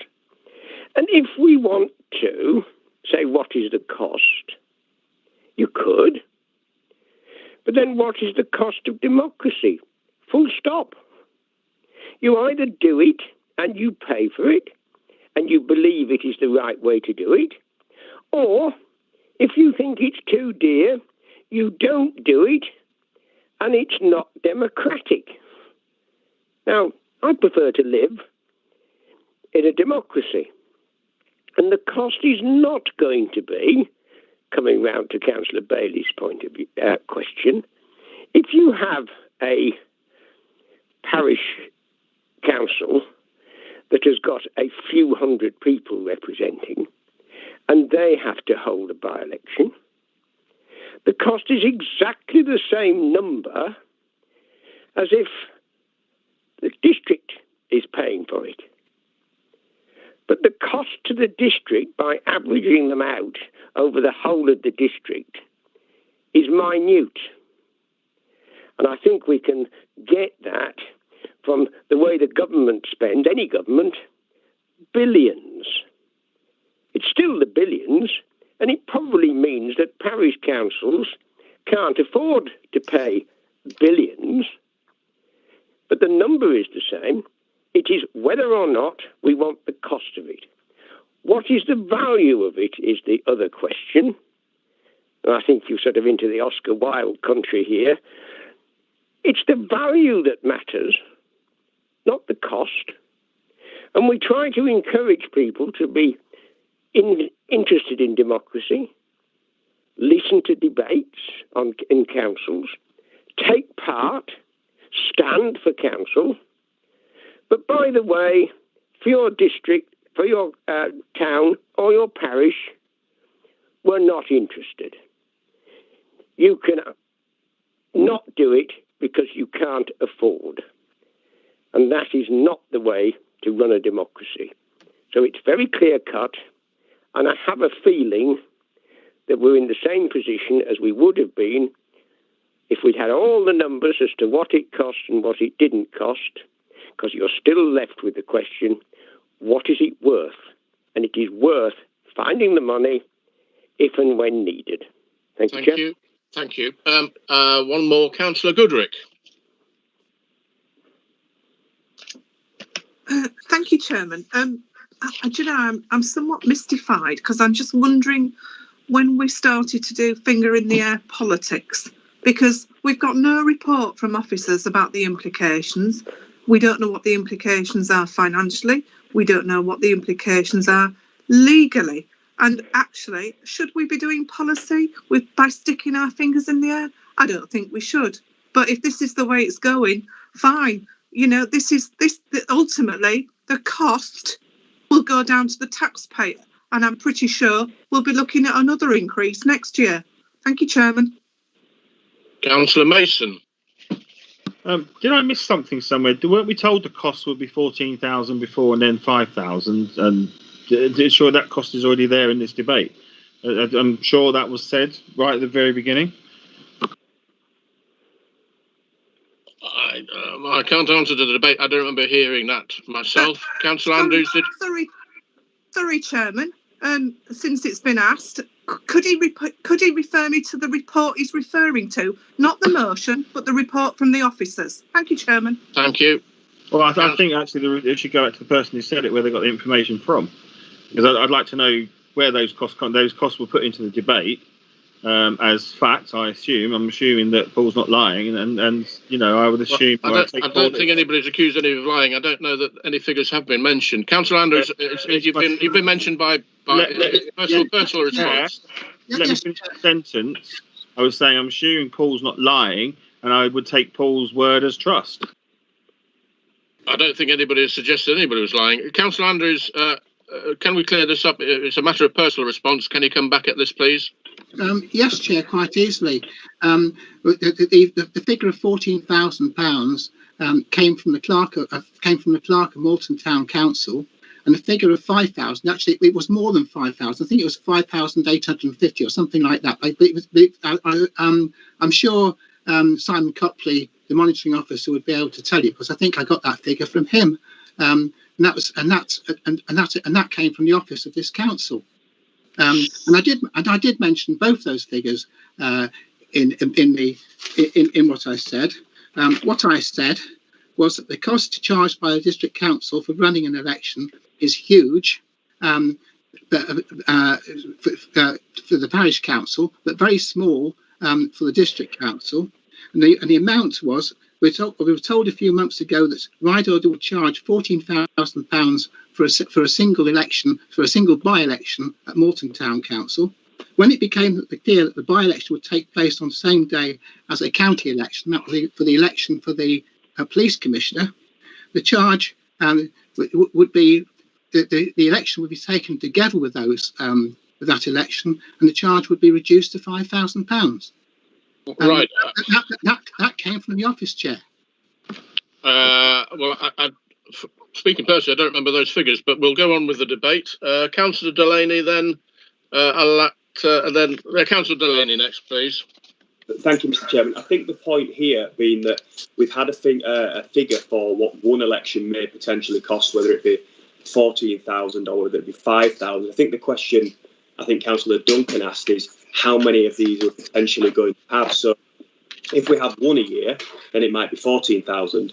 If there's 10 a year on average, then we're at 140,000. I think that's the whole point of the debate, is we need to know roughly how much this is going to cost based on the potential number of elections that may occur over a defined period of time. Thank you, Mr. Chairman. Thank you. Councillor Goodrick, you've already spoken. How should we speak? How could I let you speak again? Is your hand up, a legacy hand up? No, it's not a legacy, Chair, and it's entirely your decision. I accept. If there's nobody else wishing, Councillor Mason, did you wish to come back again? No, Chair. No. If it informs the debate, Councillor Goodrick, then I will permit it if it's brief and relevant. Thank you, Chairman. we wouldn't be having this conversation and this discussion if we had a proper officer's report in front of us in order to make an informed decision. Why has Ryedale Council suddenly stopped wanting to make informed decisions without officers' reports? It's not difficult, it's really simple. I appreciate that we might have some figures from a town clerk, but there are other councils involved, and actually we need to know what all of the information is, not just something from a town clerk through Councillor Andrews. I do apologise, Chairman, but this is about the taxpayer standing the cost of this, and it's an extra on cost which is not in our budget. I think you made the point. Thank you very much. Councillor Mason, you've got your hand back up. Is that right, or is that a slip of the finger? No, thank you. Well, I will. There's nobody else. Councillor Frank, I've just seen your hand up. Councillor Frank. Sorry, yeah. I was just going to say an officer report wouldn't make any difference, actually, because an officer couldn't see, unless he had a wonderful crystal ball, he couldn't see how many by-elections there was going to be in a year. There could be one, there could be 50. Who knows? An officer report wouldn't clear that up. And, you know, it's just, well, it's just pie in the sky to say you need an officer report to clear up how much it would cost, because you cannot cost something that's, well, it's in the lap of the gods how many by-elections there are in a year. Thank you. Councillor Delaney, you've got your hand back up. Again, you have already spoken. Is there any particular reason why we should hear from you again? Just very briefly, Mr. Chairman, please. I have to disagree with Councillor Frank. There's empirical evidence that we can look back on and take a view over the last 2, 3, 5, 10 years and say, well, an approximate number would be, I don't know whether there's one. I don't know. And I think that's the point of the debate. I think we need some more information so we can make. I think we've already got that information. So I'm going to, with your respect, I'll stop you there. Councillor Chair, can I please come back on one comment, and that is, because you have a by-election, it doesn't mean it is contested, but it does mean they're elected. Yeah. And yes, you will find in most parishes that when they announce that there will be a by-election, rather than wondering whether or not to hold one, can they co-opt somebody and hope there isn't, etc., that you will have one candidate for the post, as we've had in district elections, one candidate. That is an election. They are duly elected because nobody stood against them. And my suspicion is that will be the largest number of them. Thank you, Chair. Your point is taken. I'm going to wind the debate up. I've made a rot for my back by allowing people to speak twice, so forgive me for that, but we will wind the debate up. Councillor Burr, you seconded this. Do you wish to speak to the to reply to the debate, or speak to the debate now, should I say? No, I have spoken. Thank you very much, Chair. Thank you. Councillor Andrews, reply to the debate, please, then we'll go to the vote. Yes, Chair. Councillor Bailey's point. £14,000 to a parish council or a town council is a lot of money. And particularly town councils operate on a budget of about a couple of £100,000 a year, and parish and ordinary parishes operate under a budget of £1,000 a year. Ryedale District Council has something like £16 million. It's got a huge budget, and £14,000 on that budget is a very small amount in relative terms. As regards the number of parish councils, the council elections, I think probably every member in this council is aware of the number of parish by-elections. They know perfectly well that very few ever happen. Most of us are parish councillors. Most of us know that most of these positions are covered without a contest. While I have been a town councillor of Moulton Town Council, since I became a district councillor in 2003, I've attended Moulton Town Council for every meeting or most meetings, And I can tell you, Chair, that during that time, we've had one by-election. There are now another two, which are going to be decided on the same day.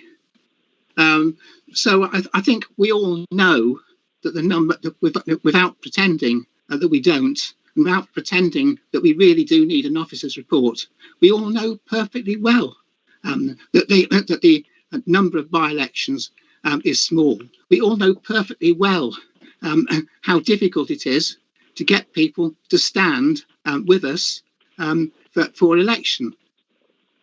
So to pretend that this is going to cost a huge amount of money is something I would say is mere pretense. We know we have our own personal experience to rely on. We don't need an officer's report, and I would say, Chair, that the Conservative group seem to know the cost of everything but the value of nothing. They don't even seem to recognise the cost, how little it will be in relative terms to the district council. But they can't understand the value of democracy. Do they not like democracy? Because that's the impressions I get. If it's a case of democracy, oh dear me, if it's going to cost anything, we'd better not have democracy at all. Let's just have a dictatorship, no elections whatsoever. So, Chair, I think if you believe in democracy, this is a motion that the whole council should support, and I commend it to members, and I ask you to please to support it. Thank you, Chair. Thank you. We're going to go to the vote. Before we do, Councillor Bailey, you got your hand up. Is that an accident, or do we have to come back to you? Well, it was just on a matter of personal explanation. As I understand it, Councillor Andrews answered my question that the cost is the same. This is about who pays for it, as opposed to the cost being different. Fine. I think we'll go to the vote. We'll go to the vote. Ellen, are you ready to take the vote, please? I am, Chair, yes. Thank you. Alphabetically, for, against, or abstain. Councillor Joy Andrews, for, against. For. Councillor Paul Andrews. For. Councillor Arnold.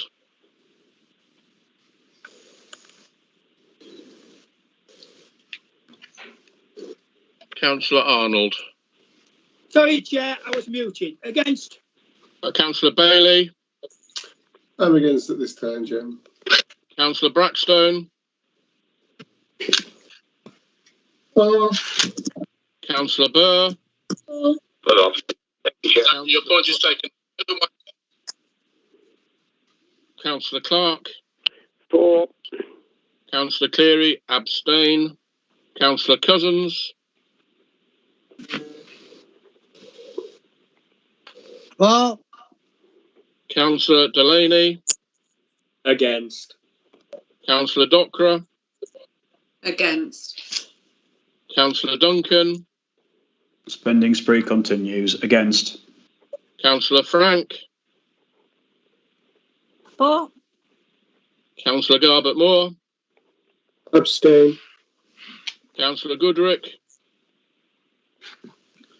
Chairman, I can't support this on the basis that it has no proper officer report, so against. Councillor Graham. Against. Councillor Hope. Abstain. Councillor Keel. For. Councillor King. Abstain. Councillor Mackenzie. Against. Councillor Mason. For. Councillor Middleton. Abstain. Councillor Oxley. Against. Councillor Potter. For. Councillor Rain. For. Councillor Rivey. For. Councillor Thackeray. For. Councillor Wass. For. Councillor Windruss. Against. Thank you. The vote is completed. Ellen, can you give us the tally in due course?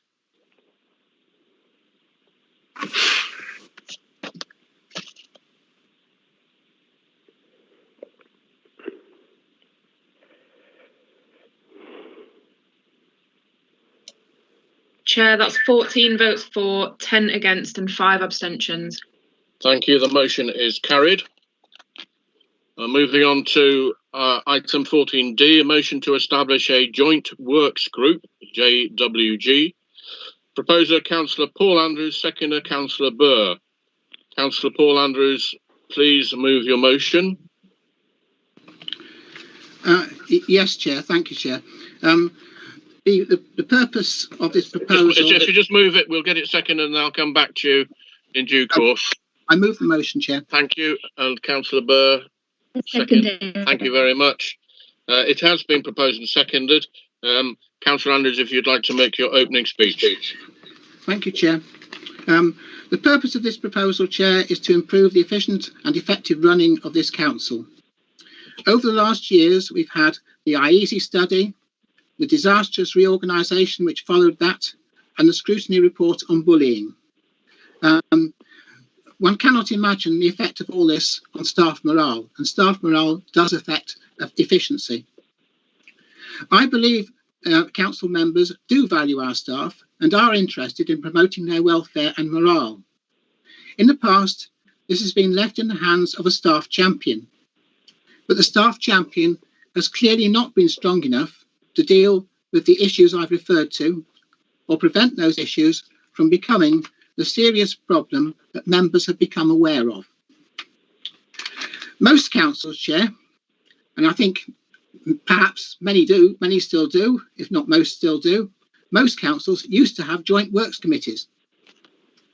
These have never been decision-making units, but they have provided a forum for discussion between members, senior officers and staff representatives. This helps with the smooth running of the business of the authority. The joint works group proposed is not to be a decision-making body. It is to have no decision-making powers. It will not be a forum for political debate, as all its proceedings will be fully confidential and dealt with as exempt business. The appointments of the joint works group will not undermine the authority of the Chief Executive, as she will be able to decide who is included. The joint works group is described as a group, not a committee, and so therefore it does not have to be politically proportionate. And finally, we have a very good reason to thank the staff for all their hard work during this difficult period in regard to flooding and regard to COVID. And I feel we owe it to them to show an interest in their welfare and morale, bearing in mind the pressures they are under. We should not just leave this as a matter to the officers, which we find out about when things go wrong. Thank you, Chair. Thank you. Councillor Bird, do you wish to speak to the debate now or reserve your right? No, I'd like to speak, thank you. So I've been on this council a few years and I've witnessed some good times and some bad times. And the council's nasty involvement with bullying has now, we hope, been stamped out. This amendment is actually trying to strengthen this council's procedures. To form this joint working group would be a huge improvement in our administration, protecting our staff's welfare and working conditions, which are so important. I think this is an important step forward, and I hope that you would agree and support this motion. Thank you. Does anybody else wish to speak to the debate? Yes, please, Chair. Councillor Clark. I wish to move an amendment. Amending item 14D in the sentence, the membership of the JWG shall be, etc., that sentence, replace determined by the head of paid service, and replace that with 6 union representatives, 6 councillors and 6 members of management. And then in the final 2 sentences beginning, the purposes of the JWG, etc., delete everything after to promote morale, starting with the difficult period, and the whole sentence thereafter. Thank you. Ellen, have you got that? Could I ask for that to be repeated, please, Chair? Yeah, and I can probably, I can't see to do it, but I'm sure that it could be emailed to you. If you would do that, maybe if you could read it out again. Yeah, I can read it out again. In the sentence. And then if you would send the email for the benefit of the officers. I can't. I hope it's on its way to you now as we speak. That's brilliant. Thank you. In the sentence, the membership of the JWG shall be, etc., replace determined by the head of paid service with, and then replace it with this, 6 union representatives, 6 councillors and 6 members of management. Thank you. We'll get that emailed and read out before the vote. Hang on, Chair, we haven't got there yet. Yeah. In the last 2 sentences beginning, the purposes of the JWG, etc., delete everything after to promote morale, starting with during this difficult period and the whole sentence thereafter. Thank you. Who's seconding this amendment, please? Yes, Councillor Potter. Thank you, Chair. Councillor Potter, thank you. Who hopefully has emailed it. Hopefully emailed the motion, the amendment to you. Thank you. That's received. Thank you very much. Thank you very much. Councillor Clark, if you would then open the debate for the amendment. Chair, can I just interject? Yes, sorry, I'm quite correct. In terms of just advice on the validity of the amendment, we have got my colleague Barry Khan here to provide legal advice on this matter this evening, and I would like to just take his advice from a legal perspective on the wording proposed for the amendment and whether it raises any issues, please, Chair. Thank you very much. Yeah, we'll do that. Thank you, Chair. Just if I can come in, good evening, members. My name's Barry Khan. I'm the Assistant Chief Exec for the County Council and also the Deputy Monitoring Officer for the District Council. The question that's been raised is one that I'm given advice on before. The question is really who's got the power to make a decision with regards to a joint works group, and I think it is important from my perspective and my experience as a monitoring officer to ensure that there is a clear distinction and people are clear what the role of councillors are and what the role of members are. So what the role of employees are, so council staff. So members who set policy and set the political direction of the council, and then you also employ a head of paid service that you hold to account in ensuring that staff do their job and implement those policies and strategies, and that the head of paid service then ensures that the working conditions are appropriate. So what I just wanted to be clear about from the amendment is that it's still a recommendation to the head of paid service. So it's still not the council determining the joint works group. It's still, and it's a technical point, so I'm not going about whether it's a good idea or not to have a joint works group. It's just purely a technical point about whose decision it is. So the motion as on your summons paper is saying it is a approval by the head of paid service, and what full council is doing is making a recommendation to the head of paid service, which from my point of view, from a governance perspective, is the right way around. The amendment doesn't change that, but it does say that the membership, rather than being determined by the head of paid service, is giving a suggestion of what, well, it's trying to be directive of what that membership will be. Your actual recommendation, and just to be clear for members, is that it is actually a recommendation to the head of paid service. So the ultimate decision is still the head of paid service. So the amendment's allowable on the understanding that it's still only a recommendation to the head of paid service. Thank you very much, Mr. Khan. That's much appreciated. I think, and thanks, Councillor Clark. Can I come back on that, Chair? Yeah. I actually believe, and I'd like to know where it says anywhere legally, that council can't decide to set up a works council, and that works council should have a structure of 6 union representatives, 6 councillors, and 6 members of management. And it would be up to the union to decide who their 6 representatives were, up to the councillors to decide who their 6 members were, and management team to decide who their 6 people were. It's not up to the chief executive to decide whether or not we have a works council. it is up to council to decide whether or not it has a works council. We've been through quite a bit of Councillor Andrews summarised various bits and pieces where unions and members were aware of what was going on, but couldn't even say behind closed doors what they thought was wrong. And this body is an opportunity for people in exempt, in private, to discuss issues, and by definition in every organisation something will go wrong, and this is an opportunity to try and sort that wrong, whatever it is, out behind the scenes, realising that the councillors make strategy and that the strategic management board doesn't make strategy, and that the unions decide their position, and neither the management nor councillors decide what the unions are doing. And this is council deciding that those three groups come together. In what way would that be illegal for us to decide that? And can I have whatever it refers to in cases as to where it has been deemed illegal for us to do it?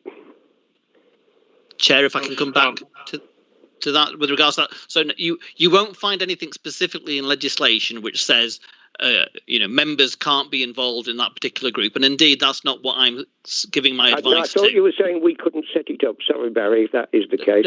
No, I'm still going to address that. We still differ in our opinion with regards to that point. Your amendment doesn't change who's making the decision. Your amendment still leaves it to the head of paid service establishing the joint works group. So I'm happy that your amendment can be discussed. You've then questioned about actually is that right? Let me just check. Councillor Clark, if you let Mr. Khan finish, if you will, please. Yeah. Thank you, Chair. I don't think I've ever had that privilege before. With regards to the actual the amendment that you said, so the amendment still stands. So you allow the head of paid service to do it. Your question was more challenging than that, and saying, well, actually, if we amended it in another way, could full council make that decision?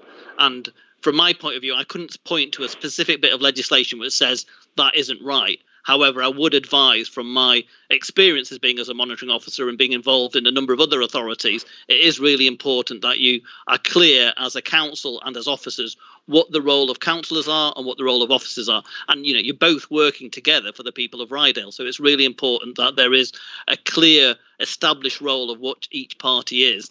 And where I've seen failure of governance is where there isn't a clear understanding of that particular role. So whereby, it wouldn't happen in Ryedale, but where officers try to act as members or members try to act as managers of staff, I'm really clear from a governance perspective that you need to be clear that there are distinct roles. And therefore, my advice is to make sure that the head of paid service is responsible for staffing matters and that you hold the head of paid service to account for those.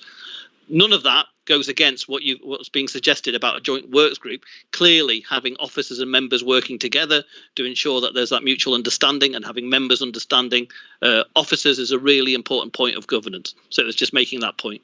Thank you, Chair. Thank you. So can I have Councillor Clark. Clarity on that, please, Barry? And I have great difficulty in keeping up with this. Are you saying that if we're setting it up 6 unions, 6 councillors and 6 members of management, that will now happen? It's not a recommendation to the chief executive that happens, but that body, the JWG, will be set up with that structure of 6, 6 and 6. I'm still saying that is your full council's recommendation to your head of paid service. And I'm saying, why is it a recommendation to head of paid service? Why is it not a council decision? Because we're not undermining the unions, we're not undermining the councillors, we're not undermining the chief executive. We are saying, as a council, and you and I have had this debate over probably nearly 2 years, ultimately the councillors are responsible if things go wrong. And this would be a release valve to enable members and union representatives to talk to the chief executive, who then makes the decisions. This doesn't say anything against that. But rather than the chief executive deciding that he or she will or will not have a joint works council. I think there's a danger we're going round in circles here. I think the crux of it... I'm trying to get it clear, Chair. Well, the crux of it is you're wanting to force the issue. That would not be allowed. If it's a recommendation, which is, as it stands, that is entirely legal. But I'm saying, Chair, I'm sorry, I am saying why, what is illegal about making it as a decision, not a recommendation? Thank you. We'll go back for hopefully one last time to Barry, and then we will get on with the amendment, please. Thank you, Chair. And I think it will be covering old ground, and also it's a moot point because that's not what the amendment does. So actually, the amendment at the moment, I haven't got an issue with it with regards to from a legality point of view, but. I will just go and repeat my previous point. I think from a appropriate governance point of view, having full council decide that you are going to have a joint works group where your chief exec is going to be on there, it's going to be talking about staffing issues and staffing welfare and working conditions. I think that is encroaching on the role of the chief executive. That's my advice to the council. Thank you. Before I go down the list of people wishing to speak, I'm going to go to Councillor Potter, who seconded the amendment.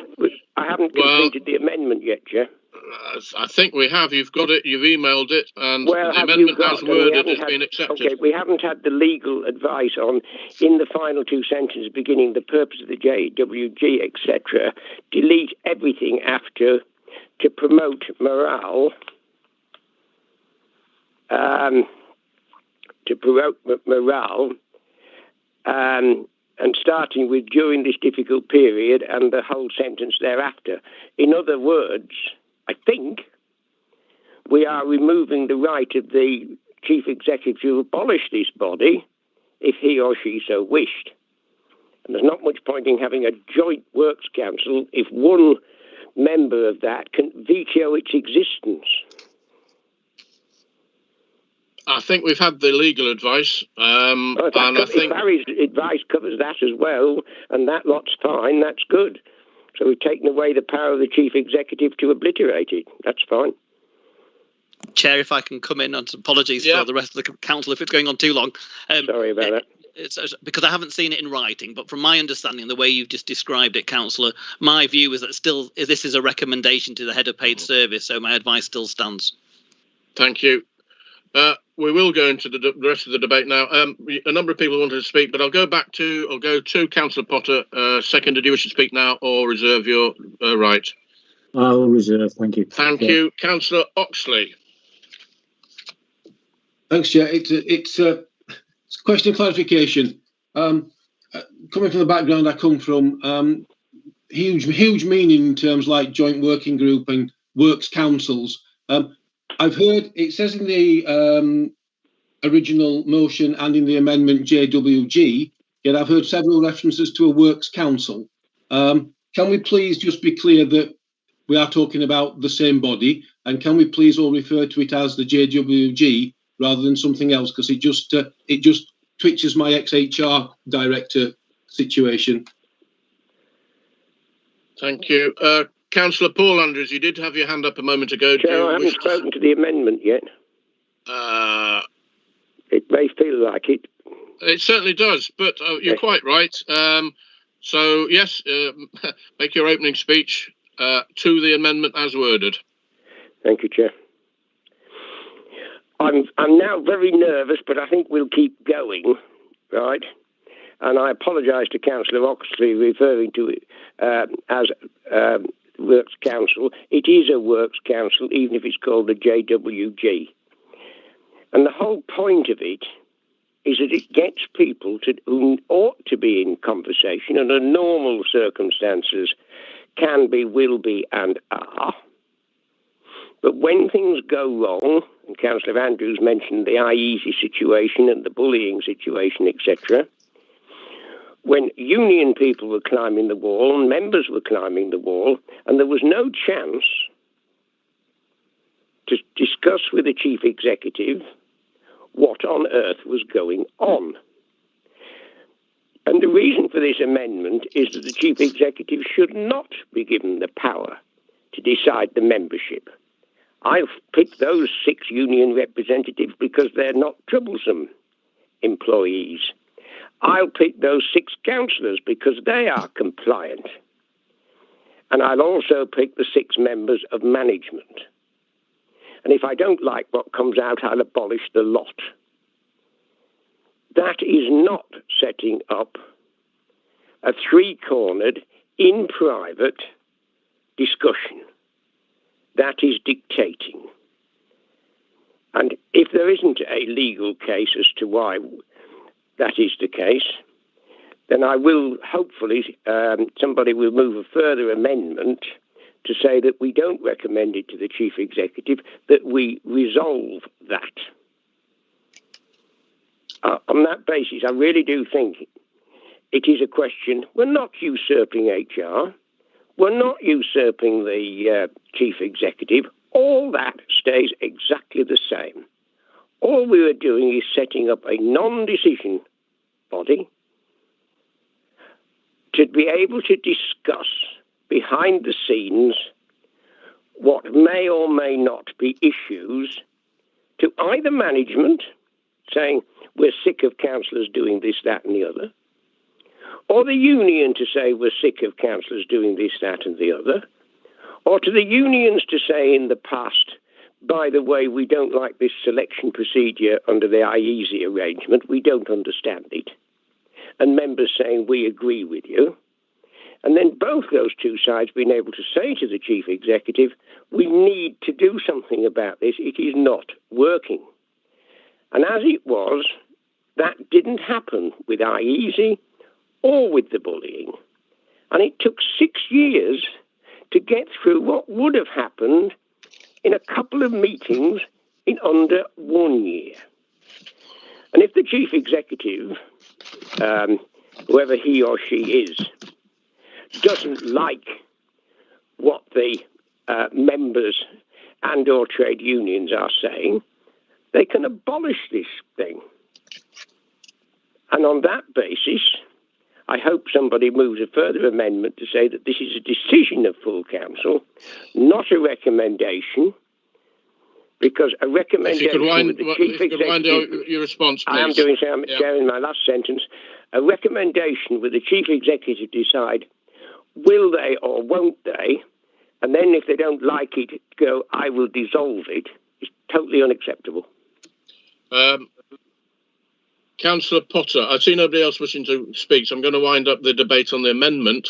Councillor Duncan, you put your hand up if you want to. Thank you, Mr. Chairman. I have to say I'm extremely disappointed to hear this motion come forward, which is really dredging up really historic issues now, which we have successfully, I feel, moved past as a council. Obviously, I disagree totally with the proposal that's been put forward. And the amendment does not make it any more palatable for me. It is calling for proper direct relations between members and staff. I feel that I do have proper direct relations with our staff. I speak to them, I meet with them, I consult with them, and I listen to them. And that is, I think, the crucial thing here, is there is lots of discussion this evening about what we feel as members is most important for our staff. What we feel we should do for our staff. And I want to ask a very simple question, which is, what do our staff think of this proposal? Has anyone spoke to our staff about this proposal? Has anyone showed our staff the respect that they deserve by having any discussion whatsoever about this proposal? And I can hold my head up high and say, I think I do everything in my power to look after our staff and make sure that they enjoy coming to work and are rewarded for coming to work. I'm not sure that every member of council can do the same. And that is not highlighting any one individual whatsoever. But I'm not sure that every member of council can do the same as I can, which is say that I do listen, I do consult with them. And I don't think we should be telling them what should be happening. We should be listening and working with them. And this amendment that's been put forward to the motion is adopting the exact same approach as the original motion, which is telling members of staff what we should do, not listening and working with them. So I'm opposed to the amendment and I'm opposed in principle to the motion. Councillor Arnold. Thank you, Chair. I just want to extend that Councillor Duncan asks, has anybody asked the unions what they think about this as well? Because I think it's important. And secondly, I think 12 members of a committee is far too large. And it's even numbers as well, and it should be odd. So I think, not sure I support it or not, but I think it's not right. Thank you. Councillor Paul Andrews, you are the proposer of the substantive motion, so I'll come back to you at the end of the debate. We're going to wind the debate up now. Councillor Potter, you seconded the amendment. Do you wish to speak now? Yes, thank you, Chair. Yeah, Councillor Andrews mentioned earlier about IEASY and the bullying, and Councillor Duncan mentioned that this had been dredged up. And has anyone asked the staff? And Councillor Arnold says, have we asked the unions? Well, actually, these are relevant to the main motion rather than to this amendment. But what I would say is that there is little doubt that the IEASY issue and the bullying issue created a climate of fear among the staff. And what would have been way, way better would have effective communications at that time between the staff, the management, and members. And it doesn't help for everybody to be sitting in their own little silos, whether it happens to be senior management, the rest of the staff, or members, largely unaware of what's going on with other people. Effective communication is not just communication. It's speaking to people and listening to people. And it's all well and good Councillor Duncan saying he talks to staff and he's been listening, but it's not always the case. In fact, it's often not the case. And the whole issue about this is that it is about getting all the relevant parties together to speak and communicate effectively. And this amendment is all about the makeup of that group so that they all are involved and that it's not just under the auspices of the Chief Executive. Thank you, Chair. Councillor Clark. Thank you, Chair. We're not, to Councillor Duncan, setting up what the conversation will be. We are setting up a telephone system so that people can talk to each other. Automatically, the forum will be there. If I wanted to really amendment, I probably would have thought twice a year would be enough rather than every quarter. But it's there. And have I talked to the unions? Yes. I talked to the unions when the IEASY issue was going on and said to individuals, do you think we ought to have, sorry, Councillor Oxley, a works council? In other words, an opportunity where members, union reps and management could get together and discuss. And they said that would be brilliant. Not the decisions that would come out of it would be brilliant, but it would give people an opportunity to say. And exactly the same way with the bullying thing. That could have been done in months, and certainly under a year, if there'd been a release valve there to have let people know what was going on, rather than have to fight the whole system and scrutiny do a massive, great big review. So, yes, I have spoken to unions, I have spoken to staff, and in principle, they were very much in favour. Now, if they come back and say 6 is too many, fine, let's change it. And you can change it for the second meeting onwards. And if they say we'd like 7, or members say, oh, we can't agree on who our 6 should be, it should be 7 or it should be 5, we can change it. But let's get in place the decision, which I hope somebody moves as an amendment. This is a decision, not a recommendation. And on that basis, Chair, we support the amendment, and I'm not surprised that Councillor Duncan and Councillor Arnold are opposed to it. Thank you. Councillor Paul Andrews. Yes, Chair. I do support the amendment. I would urge all councillors to vote for the amendment. I would say that the motion in the form which is on the papers was put in that form because I was told that I would not be allowed to put it on the papers unless it was in that form, and that is why I am now agreeing with Councillor Clark. The second reason why I agree with Councillor Clark was because I've sent several emails to the Chief Executive and asked her to indicate who she would want to appoint to be members of the joint works group, and on what criteria she would agree to appoint them. And I have not received a single reply to that request, and I think I repeated it about 2 or 3 times, Chair. I could be wrong about the number I've repeated that. As regards Councillor Duncan, I'm sure Councillor Duncan has done his best for the staff. I'm sure he has spoken to them and had lots of discussions, but the fact remains that his 2 predecessors didn't. They relied on the staff champion, and the staff champion system just didn't work. And of course, Councillor Duncan is no longer in that position. He's no longer the leader of the council. So we don't know who the next leader of the council is going to be, and that next leader of the council may be better than Councillor Duncan at listening to staff. They may be worse than Councillor Duncan at listening to the staff. And we shouldn't have to make a decision which is based on personalities.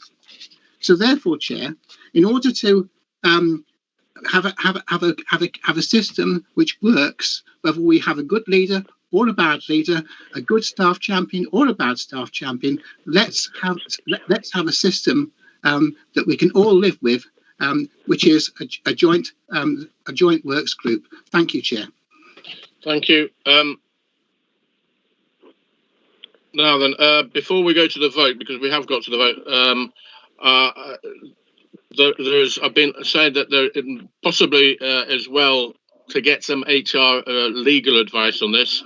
We have been offered that, and I think it's maybe as well if we do that. Simon, can you enlighten the council on this bit of legal advice?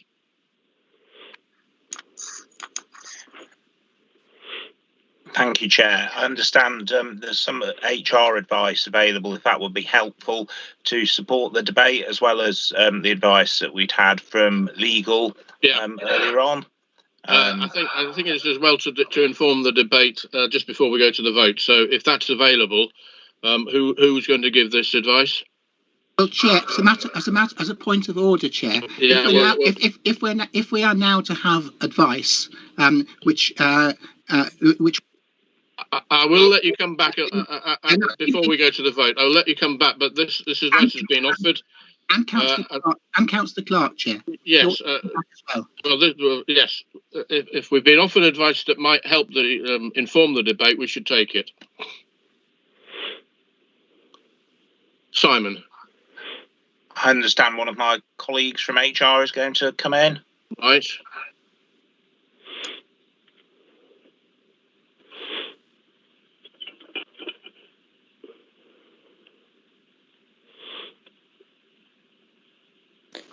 Sorry, is that myself that you're referring to, Simon? It's Emma.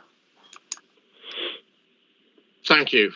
I think so. Excuse me, Chair. I'd understood that there was some advice available from HR and what already happens with staff and union liaison. Okay. Yeah. Okay. So in terms of what we have in the organisation already, we have operational unison meetings and strategic unison meetings. The operational unison meetings happen on a monthly basis. Strategic happen quarterly. Those meetings are to discuss regular business, such as staff surveys, any concerns that Unison have had raised with them by staff members in the past month. We have different consultation methods for policy review, which is just different members of Unison, but they are outside of those matters. So we do have regular meetings with Unison colleagues that are scheduled, like I say, on a monthly basis. Thank you. As requested, I'm going to go back to the movers of the amendment and the substantive motion. Councillor Clark. Yes, Chair. I mean, that is commendable, that is happening. I knew it was happening, and I'd have no problem with it happening. But it isn't three-cornered. And it only covers unions and management. And the word strategy has come up again. Strategy is not management's responsibility or the unions. Council is responsible for strategy unless I'm missing something somewhere. So I think it's good that it's happening, but it doesn't cover members and it doesn't give you the opportunity to get together on a regular but not too frequent basis for when things are going wrong. And HR now should carry none of the even question marks over the two previous major incidents. But HR 10 years ago was good, and HR, when those two issues were going on, was non-existent. And there were no meetings between unions and management.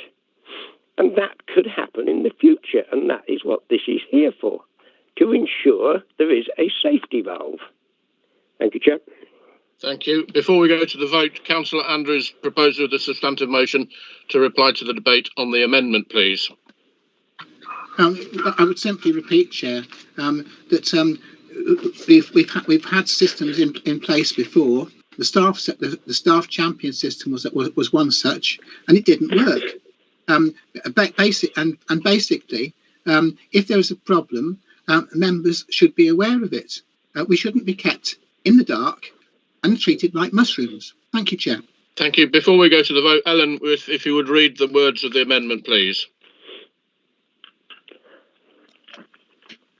Yes, Chair. The amendment is, in the sentence, the membership of the JWG shall be, etc., replace determined by the head of paid service with 6 union representatives, 6 councillors and 6 members of management. In the final 2 sentences beginning the purpose of the JWG, etc., delete everything after to promote morale, starting with during this difficult period and the whole sentence thereafter. Thank you. We will go to the vote. Are we ready to take the vote, please? Yes, Chair. Thank you. Councillor Joy Andrews. For. Councillor Paul Andrews. For. Councillor Arnold. I didn't know I was a mushroom. Against. Councillor Bailey. Against this one. Councillor Brackstone. For. Councillor Clark. For. Councillor Burr. Councillor Cleary. Against. Councillor Cousins.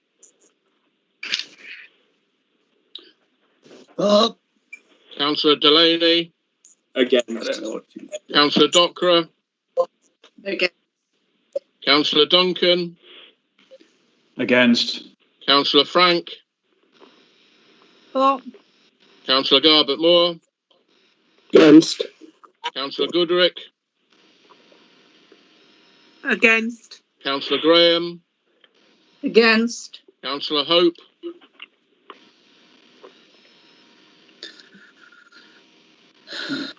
Councillor Hope.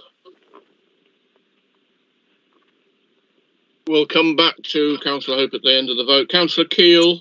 For. Councillor King. Against. Councillor Mackenzie. Against. Councillor Mason. For.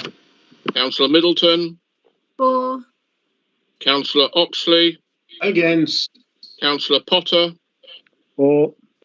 Councillor Rain. For. Councillor Ryby. For. Okay.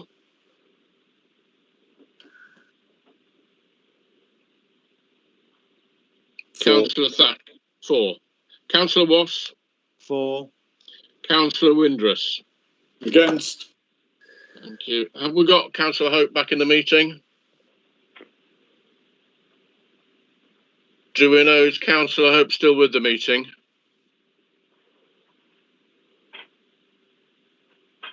Chair, I don't think he is. We'll try and contact him. Thank you.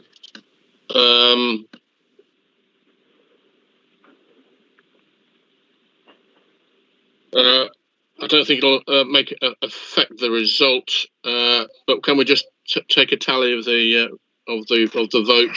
Yes, Chair. Without the vote from Councillor Hope, it stands at 15 votes for and 13 against. Thank you. It is carried. Therefore, the amendment is carried. We'll go back to the substantive motion as amended. Does anybody wish to speak to the debate on the amended? Councillor Duncan. Thank you, Mr. Chairman. In fact, I do have to say you have already spoken to the substantive motion. I thought, Mr. Chairman, I'd spoken on the amendment, but if I did speak to the substantive, I'm happy to be. You are quite right. No, I'm looking again. I'm getting confused. So the floor is yours. Thank you, Mr. Chairman. I just want to say one quick thing, which is some words of advice to the new leader of the council, which is that the trust between the leader or the de facto leader of the council and the chief executive is extremely important in ensuring that anything is achieved within the council. The harmony between chief exec and leader, officers and members is of extreme importance.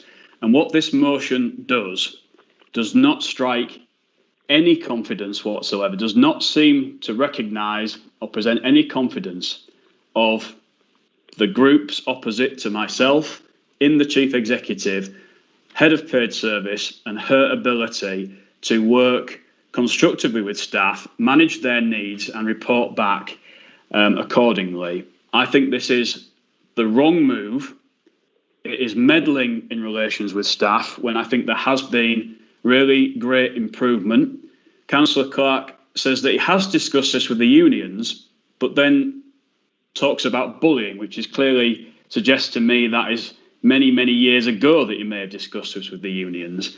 And I would have thought that the staff champion of the council perhaps would have discussed something with the unions or with the staff to get their views on this. And it does not seem like there is any view, doesn't matter if it's support or opposition, but any view whatsoever being expressed on this proposal by our staff.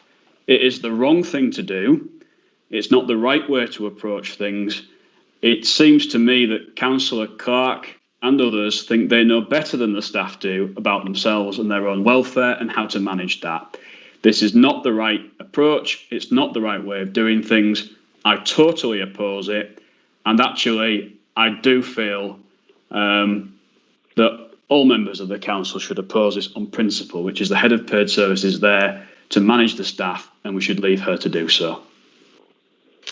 Thank you. We're on to the amended substantive motion. Does anybody wish to speak to the debate, or shall we go to the round up the debate? Chair, I thought somebody was going to put forward another amendment. Well, I can't force that. Councillor Oxley. Yeah, I understand what's just happened, Chair. I'm a little puzzled given the advice from Barry Khan. And I just wonder if at the end of the day that advice turns out to be right, where this leaves this motion. But I'm sure that'll come to fruition when we find out what the reality is. Well, the substantive motion was tabled and checked. The amendment was tabled and checked. So as far as I'm concerned, we're doing the right thing as the amended substantive motion stands at the moment. I'm looking around for anybody else wishing to contribute to the debate. I can't see anybody. Councillor Clark, I can't see you. Do you wish to contribute at this moment? Yes, please, Chair. It's interesting that I'm getting the blame for everything, but I can live with it. Councillor Duncan says this is a criticism of the chief executive. No, it's not. It is saying that if anything ever goes wrong, and anybody who thinks that it can never go wrong in the future really isn't living on this planet. Things do go wrong. And if the first meeting of this 6 and 6 get together and they say, we've really got nothing to discuss, we are perfectly happy with everything, the management representatives and the union representatives and the council representatives are all perfectly happy. Half an hour later, the meeting comes to a halt and arranges to meet in 3 months' time or postpone that one and have one in 6 months' time. But the mechanism is there if needed. And cruise ships on the general run do not sink. But if you were just about to get onto a cruise ship at Southampton or any other docks, and just before you were due to get on, you saw them taking off all the life rafts on the basis that they aren't needed, and when one sunk years ago, that's all been sorted now, and we've sorted that problem, we don't need life rafts. I wonder how many people would say, oh, that's all right, yeah, I can see that. It's got a superb track record. Everything's running smoothly. We don't need life rafts. This is a life raft that is putting in there if needed. But if it's needed and it doesn't exist, you can't then create it in the middle of a problem. But if it is there, and HR comes along and says, this is what we're doing as a report to the joint working group, and the unions put in what they think's happening, and the management does, and the members all agree, that's brilliant. But when there's a problem, an issue, members can say to the management, I wonder if this issue is worth looking at. And the unions can say, yeah, we think it's worth looking at. And the chief executive can either decide to look at it or You're nearly not at time, look at Councillor it. Clark. Very nearly there, Chair. Can decide to either look at it or not look at it. But if you can't raise the issues because there is no platform to do it on, then the chief executive can say, we knew nothing about it.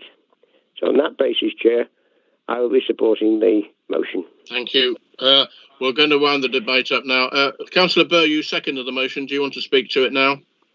No, I think we've had a full and frank debate. Thank you very much. Thank you. Councillor Paul Andrews, you proposed it. Do you wish to reply to the debate? No, Chair. I think everything's been said.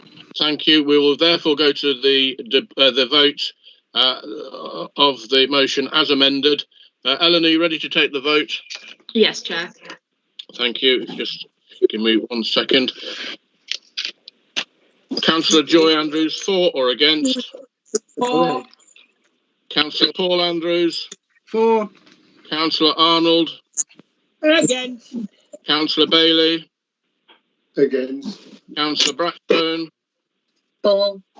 Councillor Burr? For. Councillor Clark? For. Councillor Cleary, against. Councillor Cousins? For. Councillor Delaney? Against. Councillor Docra? Against. Councillor Duncan? Against. Councillor Frank? For. Councillor Garbett Moore? Against. Councillor Goodrick?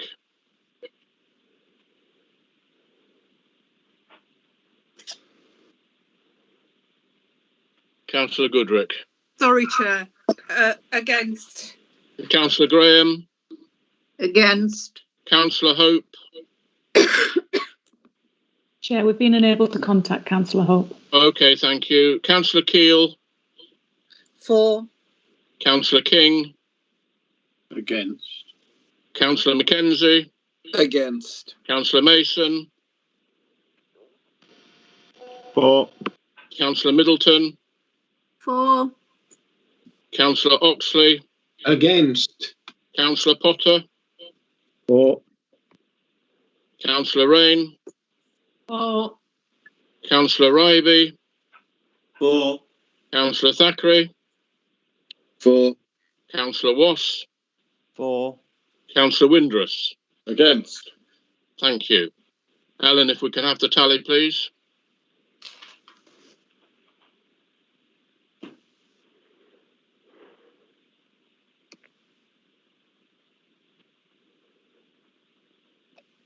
Chair, that's 15 votes for and 13 against. 13 against. Yep. That's correct, Chair, yes. Thank you. The motion as amended is carried. We move on to item 15. Item 15 on the agenda is to receive urgent decisions taken at committee in accordance with the Constitution. Decisions taken at committee, decisions taken as a matter of urgency must be reported to the next available meeting of the Council, together with the reasons for urgency. There is one item of urgent business which was resolved at Policy and Resources Committee on the 12th of November 2020. This is listed in the agenda papers and the constitutional requirement has now been met.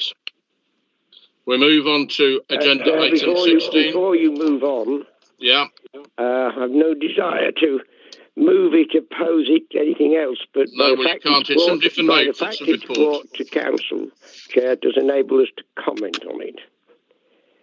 And it was brought as an item of urgency, and we can't undo that. Mm-hmm. But it wasn't urgent at the time. We'd known for weeks that we needed to do a second submission. The costing of that, etc., was asked by Councillor Frank under the questions earlier in this meeting. We didn't get answers to it, and we've still no idea why we put in a slush fund of several 100% over and above the 15,000 that other councils put in. We put in up to 39,000. And there was no logic for that. It was just an abuse of power. Thank you. Thank you. We will move on. Item 16 on the agenda is to consider a procedural motion to exclude the press and the public from the meeting during discussion of any decision notices marked as exempt on the agenda papers under item 17A. As provided by paragraph 3 of Schedule 12A of Section 100A of the Local Government Act 1972. There is one exempt item. This is listed in the public agenda papers and members will have full copies of the reports in their papers. Can I have somebody to move that we move into exempt, please? I'll do that, Chair. Councillor Arnold, is that seconded? Happy to second that. Councillor Oxley, does anybody wish to speak for or against the motion that we move into exempt? Chair, my hand is up, Chair. Councillor Andrews, Councillor Paul Andrews. Yeah, yes, Chair. It's just that I can't quite understand what the reason for exempt is.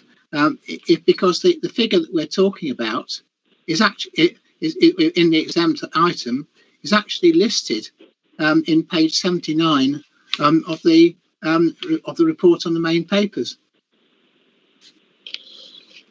Thank you. I think there is plenty of exempt information that we need to debate, which is exempt. But I'll leave that to the proposer of the motion to explain. Does anybody else? Councillor Wass. Yes, thank you, Chair. Chair, I just wanted to ask about this morning's meeting that went ahead, just in terms of the protocol, because I understand that we're a council that meets in the evenings, and for somebody like myself who works during the day and has inflexible working routines, I can't just break off and come into meetings. So I was a little bit despondent in the fact that I've not been given the full information. I was just wondering if you could clarify why this meeting was held at such short notice and why indeed it was held, when people are inconvenienced like myself. Thank you. I think there has been a resume of this morning's briefing circulated. I can't remember whether the explanation that it was late information that I feel that the officers felt we were better to have rather than not have. I don't know that we are officially an evening council. I mean, there is business that happens during the day, but I do take your point, and I think wherever possible we do try to be the information is given as much notice as possible, and I think your point is taken that wherever possible, better notice will be given or longer notice will be given, and meetings generally happen in the daytime, but not all of them do. So I don't know if that. No, I appreciate your comments there, Chair, and I understand where you're coming from. But if I wanted to ask some questions or find anything out, it's just difficult, obviously, not being there. But I appreciate what you're saying. Thank you. Does Chair, anybody? Can I just add to what Councillor Wass has said? Having shuffled my working day round to get in for the half-hour meeting today that lasted over an hour. We're planned, those of us who work, for the council meetings for councillors to be in the evenings.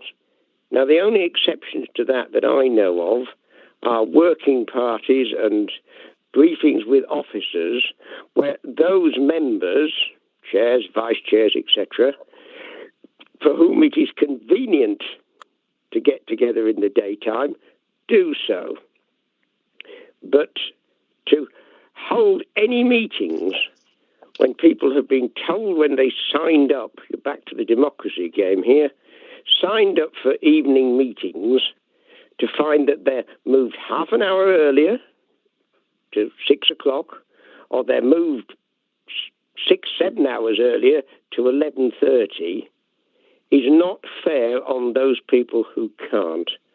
And it isn't just a question of amount of notice. And I attended today's meeting, and bluntly, Chair, there was, and so did you, there was nothing in it that we couldn't have been told a week ago in an evening, let alone on the morning of the debate. Thank you. Thank you. Does anybody else wish to speak to the motion that we go into exempt? No. Councillor Arnold, do you want to reply to any of the comments that have been made, or do we just go straight to the vote to go into or not to go into exempt? Mr. Chairman, sir, I couldn't raise my hand, but I would like to speak. All right, Councillor Duncan, I'm sorry if you couldn't raise it. No, that's why I couldn't see you. But yes, the floor is yours. Thank you, Mr. Chairman. I do understand that this has been sort of moved and seconded to go into exempt. But I would just like to raise some concerns about this. Clearly, this is a really fundamentally important decision for the public, and I do feel that the public should see exactly the position that elected members take on this issue. And I think that if we're talking about the general principles of whether we do take this decision or not, my view is that we should try and keep this out of exempt and in the public domain so the public can see exactly what position their elected representatives take on this issue, because it could be of critical importance to the Ryedale economy. Thank you. Anybody else? Any more for any more? Councillor Arnold, do you want to reply to the debate, therefore? No, thank you. That's fine. We'll go straight to the debate. Ellen, are you ready to take the vote? I am, Chair, yes. Thank you. Remember, this is on the exempt, going into exempt. Councillor Joy Andrews, for or against? For. Councillor Paul Andrews? Abstain. Councillor Arnold? For. Councillor Bailey? For. Councillor Brackstone? Abstain. Councillor Burr? Councillor Clark? For. Councillor, where have we got to? Councillor Cleary, that's me.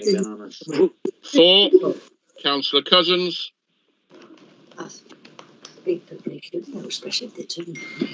Councillor Cousins? In the paper if you turn it down. Councillor Cousins? We'll come back to Councillor Cousins. Councillor Delaney? I heard a 4 there for Councillor Cousins. Me too. Councillor Delaney? Abstain. Councillor Duncan. Abstain. Councillor Frank.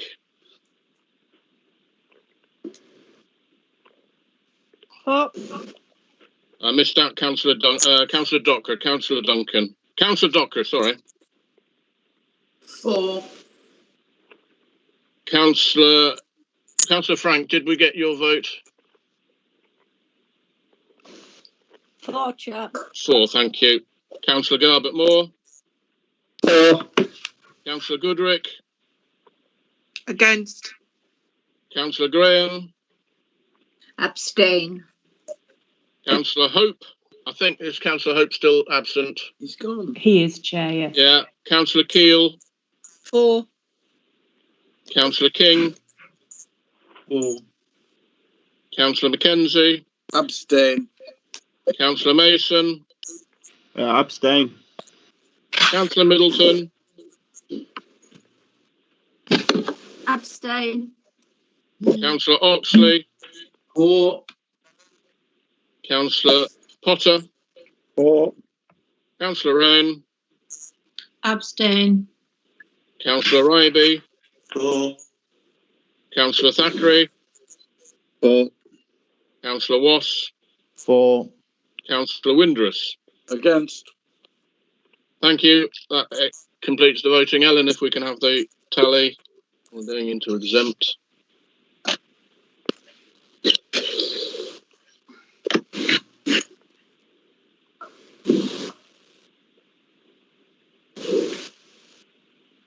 Chair, that's 17 votes for, 2 against and 9 abstentions. Thank you. It is carried. We're going into exempt. Can I confirm, please, that the live stream